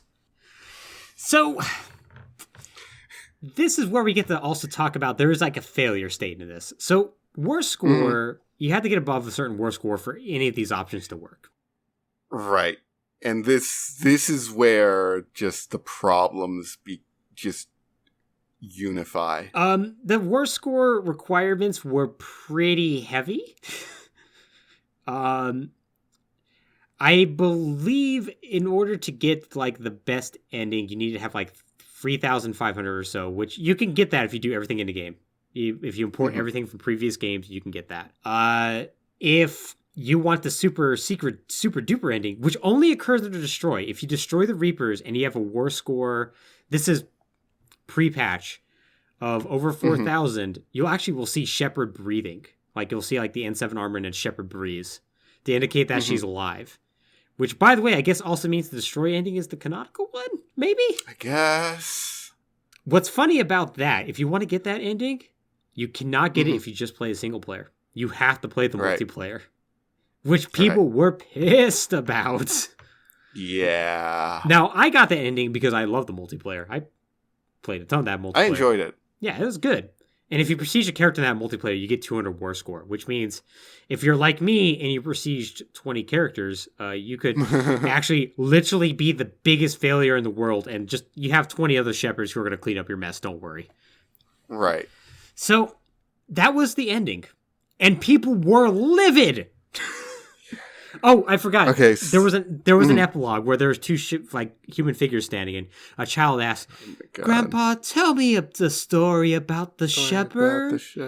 Which, by the way, I bet you thought they was just named Shepherd after, No, he's the shepherd of humanity, leading all of the life forces to their grandest fate. Yes, and people really gave the old man voice like real shit for being badly voice acted, and I will go to bat for that person because that person was Buzz Aldrin. You do not disrespect Buzz Aldrin. I will go to your house and I will fight you. I will Jay and Silent Bob this. That's fair. But yeah, you get that epilogue and it's bad. Okay, so this is the final nail in the coffin because you're presented with three choices, all of which are kind of conceptually interesting, thematically appropriate to varying degrees, ranging from, that's what I came here to do, although there's ramifications I didn't foresee, to what the hell are you talking about, synthesis. Yeah, right. The endings don't actually affect very much of what you see, and for all the game's obsession with tying up loose ends, it just sort of ends at that point. Yeah. And you don't get any closure to anything that was left over. You don't. And this is my hot take. I prefer that to what comes. Mm. I don't think anything. Okay. You know what? Whatever. It's done. It's done. It's over. You either end space travel, you either control the Reapers, or you do the stupid option. You know, cool, whatever. You know, there's ramifications. There are things that are going to happen, and, you know, your story as Shepard's done. You're dead. Cool. Right. Yeah. Okay. I can see that. I suppose I would feel better about that if the hour prior to that hadn't felt like such a dishwater walk down a hallway. Yeah, that's also fair. But the cherry on top of it all is the fact that, okay, you don't just need war score to, okay, so BioWare set out with the promise of your choices throughout all 3 games will affect how the story ends, which is a stupidly grandiose promise to make. Yes. But what they ultimately conceded to in order to fulfill that promise was your choices will affect your war score, and then your war score will affect the ending. Yeah. And you have 4 choices. Right.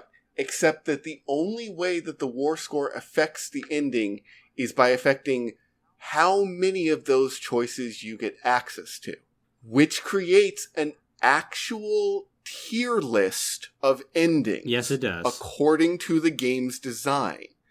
Synthesis isn't just an ending. It isn't just the green ending. It's the best ending. Yeah, you have to have the most war score. Best choice. And if you make all the right choices or whatever, if you get your war score super high and then you choose destruction, you wasted 2/3 of your war score because it didn't do anything else except unlock those 2 choices you didn't use. At least with Destroy, you do get the image of Shepard breathing. You get that little thing. If you get it super high. Yeah. If you pick Control, though, yeah, you're shit out of luck. Congrats. So Synthesis is the best. Mm-hmm. Like, the game's actually telling you this is the right choice. Which, have you been playing your own last 3 or 5 or 7 games? Clearly not. That's not how this is supposed to work. Also, the ramifications, how does it work? Like, okay, so Joker now has, like, machine parts in him. Cool? Yeah, and, like, because he can walk at the end, which was new? That even wasn't even. Like, he got mechanical implants from Cerberus. Right. Okay, right. I guess the idea is that he now has a greater understanding of, like, the machinery and whatnot, or something. I don't know. Sure. Like, it makes sense for the synthetics. Like, you know what? You know what actually would make this better? If Synthesis was Shepard synthesized herself with all synthetics, and they gain true consciousness. Right.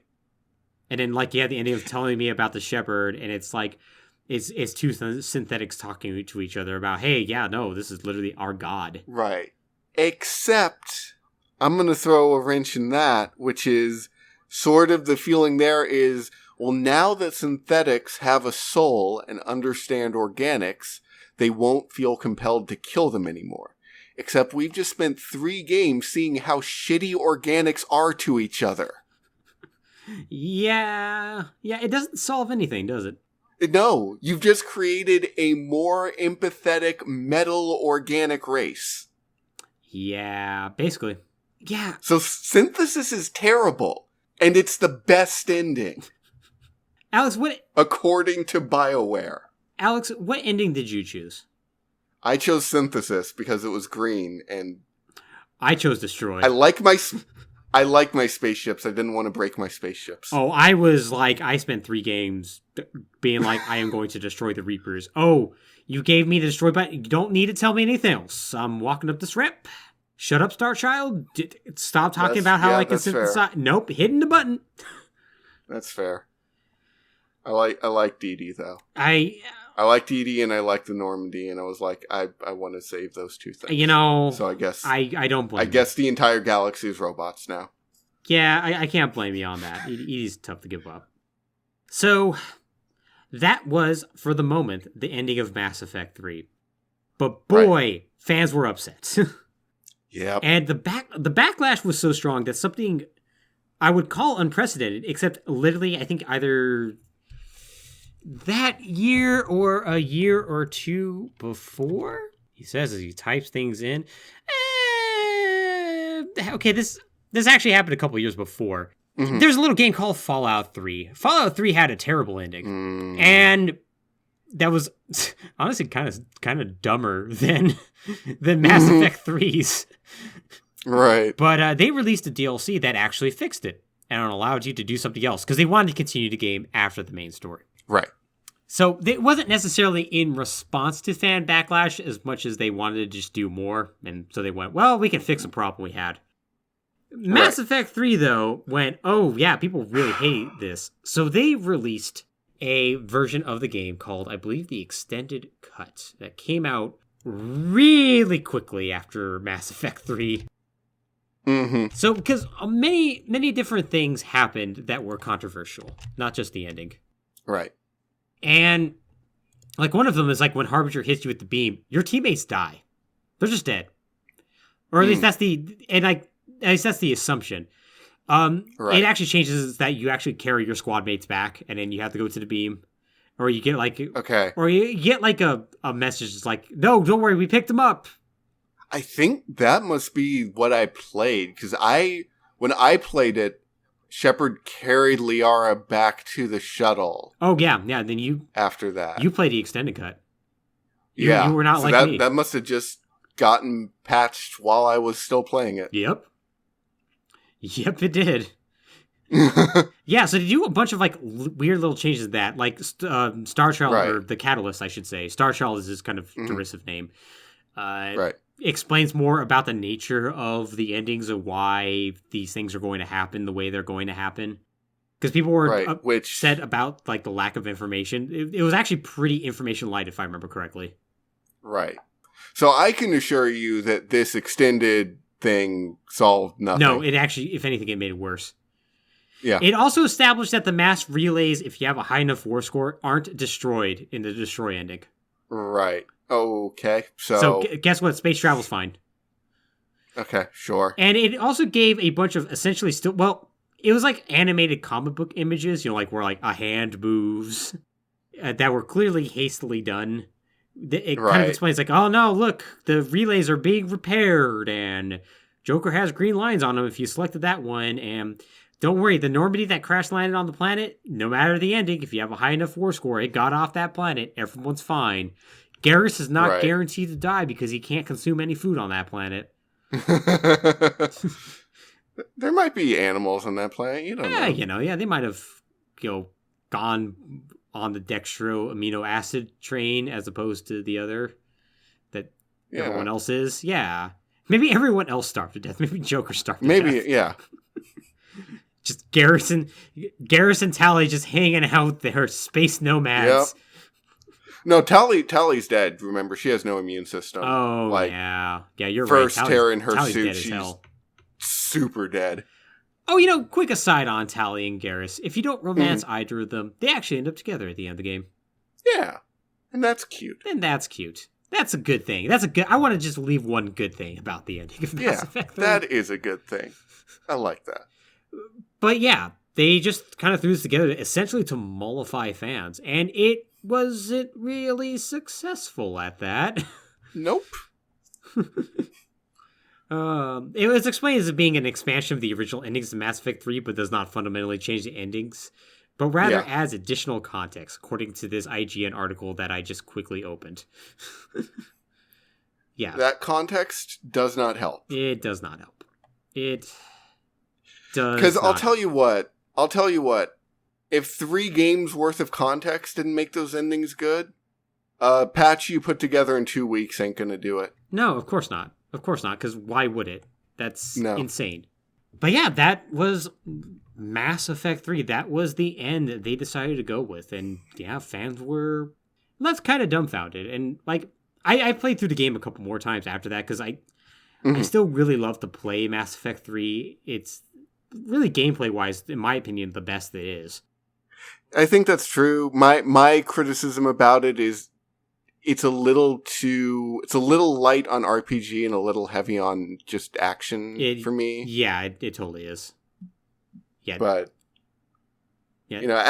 as a Gears of War type game with some ability trees, yeah, pretty solid. Yeah, totally. And yeah, they did release a couple DLCs after this. So one that we went over, Leviathan, and another called Citadel, which is where you basically just get to hang out with your friends and have additional dialogue and whatnot, and have a house party where you literally can order pizza from a Volus. I actually have never played it. People seem to enjoy it. Apparently it's a good send-off for a lot of those characters with some kind of weird moments in there, but whatever. It's fan service, and that's okay. Fan service is fine. Yeah. But yeah, with that... Oh God, I'm looking on here. I'm sorry. This is important. There's Kingdoms of Amalur crossover content? I'm sorry. I know this. I'm probably going to cut this out of the podcast.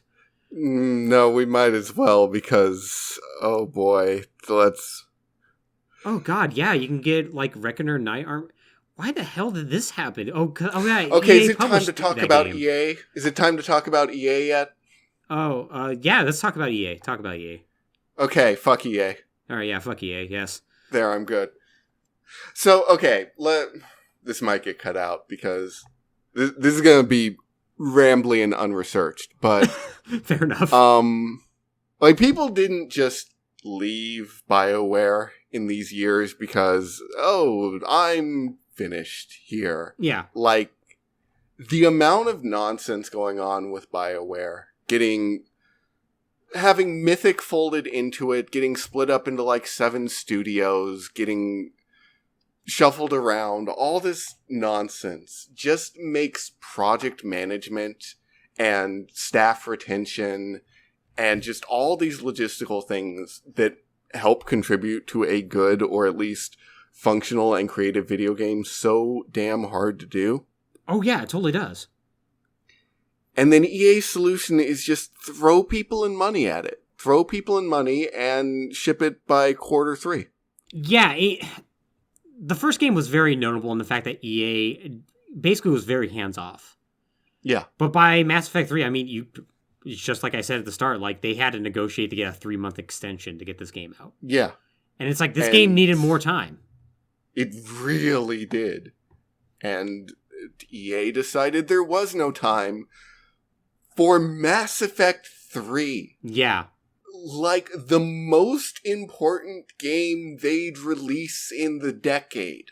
Yeah, this is an issue with a publicly traded company being like, we need to get this game out in Q1, and Q1 ends in March. It needs to look good on financials. Or Q4, I should say. Yeah. Like, as an avid Burnout fan and Criterion stan, I would rather they'd pushed Hot Pursuit out the door earlier. Wouldn't be the first time they did that. No, it wouldn't. Most Wanted. Yeah. Oh, God, it's baffling. It's because I called this the most important game that they release of the decade, and I don't think that's hyperbole. Mm-hmm. But I also, they knew that when they released it. Like, everything about this game had been built up so much, and there was so much expectation on it. Yeah. And so many eyes on it, that they didn't not know what they were dealing with. Yeah, the weight of the expectations was there, and like, I will say this, as far as this overall story, I don't think there's anything saving this. Like, I think possibly not. I think the decisions for the story were made well before the time crunch happened. Like, I feel like there are definitely things that could have been improved. Like, for instance, the whole part about the Citadel coup was supposed to happen earlier in the game, right? Rather than kind of awkwardly in the middle, right? And like, there's other events that were shuffled around at the last minute. Of course, like Javik was cut out. And a whole bunch of other stuff that would have obviously helped out the story pacing and whatnot. Right. But it's clear that decisions about where they wanted to go with that story were made and settled. Right. Yes, and I agree with that. The way it seems to me, and from things that I've heard, is that they were especially for Mass Effect 3, they were made by different people than those who'd been making those decisions so far. Yeah. And they were made by fewer people. Yeah, it feels like this becomes more of a Casey Hudson project as time goes on. Right. He's the one common factor in all three games, but like it sounds like a lot of the major plot decisions he ended up deciding on, and right. Yeah. It's actually kind of funny that you said that like this may be one of the most important games, if not the most important game EA has ever put out. And you're not actually not wrong about that in another fashion. This is a little bit off topic, but there are loot boxes in this game. In the multiplayer. Yeah. And PC Gamer actually pointed out that this is one of the first EA games to contain them.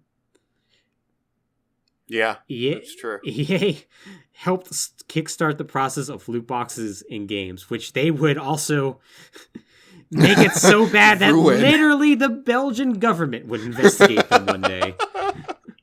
Yep. Yeah, everywhere you look, this game has some ungodly poor decisions. It's amazing. Oh my god. Now, despite all this, though, this wasn't enough to kill the game. Or kill the franchise, I should say. Mass Effect Andromeda was developed, and it was highly anticipated. Now, was that enough to kill the franchise? Shockingly enough, no, but we'll get to that in a second.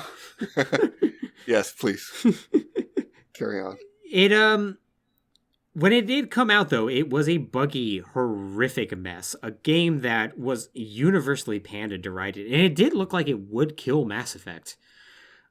It was part of a year for EA that was maybe one of the worst years I've ever seen a video game company go through, because that was also the Battlefront 2 stuff. Yeah. Literally the same year.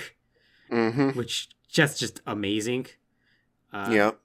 And yeah, we would talk about Mass Effect Andromeda, but unfortunately I haven't played that game. It's on my Steam wish list. The second it goes on sale, I'm buying it and playing through it. And basically, if all of a sudden I'm tweeting about playing Mass Effect Andromeda, I guess that's going to be our next episode.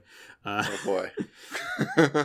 But yeah, it ended up, Mass Effect went away for a while, but there is hope. EA has confirmed they are developing a new Mass Effect title that is going to take place in the main Mass Effect universe at some point in the future. Who knows what that game is going to be about, but it does sound like they're going to have to make a decision on what ending it's going to be. Which I'm going to guess is probably going to be Destroy or Control, because you really can't do synthesis with that. Yeah. So who knows what the future of Mass Effect holds from here, but for now, the thing I'm going to say about Mass Effect is that it is 2 incredible games, a third game that is stellar 75% of the way through, and then an ending that flops so horrifically badly that it is mind-boggling and is still referenced to this day as what not to do. Yeah. And it really sucks, because even before the remasters came out, I had thoughts of going back and playing through Mass Effect again. Oh yeah. And I had really fond regards for that idea, and then I'm gonna have to play 3. Yeah. And then I'm just gonna have to deal with 3. Yeah. Because I'm gonna have to get to that ending, and I'm just gonna have to think about it all over again. And I'm gonna have to think about what they did wrong and what they could have done better and how unsatisfying this is. Yeah, right. And I played through Mass Effect again recently, and it's still a fantastic game. Yeah, Mass Effect 2. I've started a little bit of that, and it still seems great. But yeah, you're totally right. One Jeff Gersman of GiantBomb.com recently did a quick look of the Mass Effect Legendary Edition, or whatever it's called. And yeah, he talked about how he doesn't feel like he's ready to come back to these games. And I'm kind of with him. I'm like, I'm with you. It's like, I'm kind of dreading getting back to Mass Effect 3. I'm like, yeah, I'm not ready for my decisions to not matter. So much of the good games is setting up for a payoff that just ultimately doesn't come. Yeah. And there's always a thought of, like, to what end when it comes to video games. Okay, you're doing this thing, to what end? You're doing this thing, to what end? And, like, eventually you can get into, like, a very nihilistic sort of look on it. Like, well, does any of this matter? Which is like, well, no, it's entertainment. Don't worry about it. Yeah. But the fact that Mass Effect 3 set it up to be like, okay, I want to make it so that your choices matter. Right. And then you get to Mass Effect 2 where they punt on all those decisions. Yeah. And then you get to Mass Effect 3 where they have to have a payoff, and it's called, well, we built a set piece, you're going to see it regardless. Right. And it's like, you should have just railroaded me at that point. Yeah, yeah. Again, Tuchanka is kind of at its best when it's railroading you. Mm-hmm. Yeah, it totally is. It totally is. And at the end of the day, I still fondly remember Mass Effect, if nothing else, because the characters they created in it are so damn memorable and so good. Yes. Yes. Like, if they were to make a game that was Garrus Vakarian's CSEC cop, I would buy it in a heartbeat. Absolutely. Like, I will probably buy, or at least be interested in the next Mass Effect. You got me. But, I don't know. I don't know if I trust BioWare to do it anymore. Given BioWare's not really in a state where I'm convinced they can make a good game anymore, I'm kind of with you. Yeah. But boy, I'm at least going to look at that game and be like, okay, what have they done? Yeah, that's fair. But yeah, I think that's going to kind of do it for us on this. This is probably one of our longest multi-part series. For many different reasons. I think for really, really good reasons too. Yes. Alex, you got anything else you want to say about Mass Effect or EA or BioWare or anything before we go? I don't believe the new Dragon Age is coming out. I don't either. Yeah, no, hell no, that game's not coming out. Oh, no, I don't believe so. Do you think, EA is ever going to release a game that we're both going to like? Like, not just one of us, but both? Well, EA. Yes. Really, that says it all. Yeah. Well, everybody, thank you for all joining for us. Once again, if you all want to see more of this, sort of podcast content, whatnot, ftp.podbean.com for other episodes like this, including Mass Effect Part 1 and 2. You also can find us on YouTube if you just look for Fallin Thru Plotholes, and also on Apple Podcasts and Google Play. But with that, I think we're going to go ahead and take off here because, boy, it is very, very hot in this room and I need to go outside. Alex, thanks for joining me as always. Thanks for having me. Take care, everybody. Take care.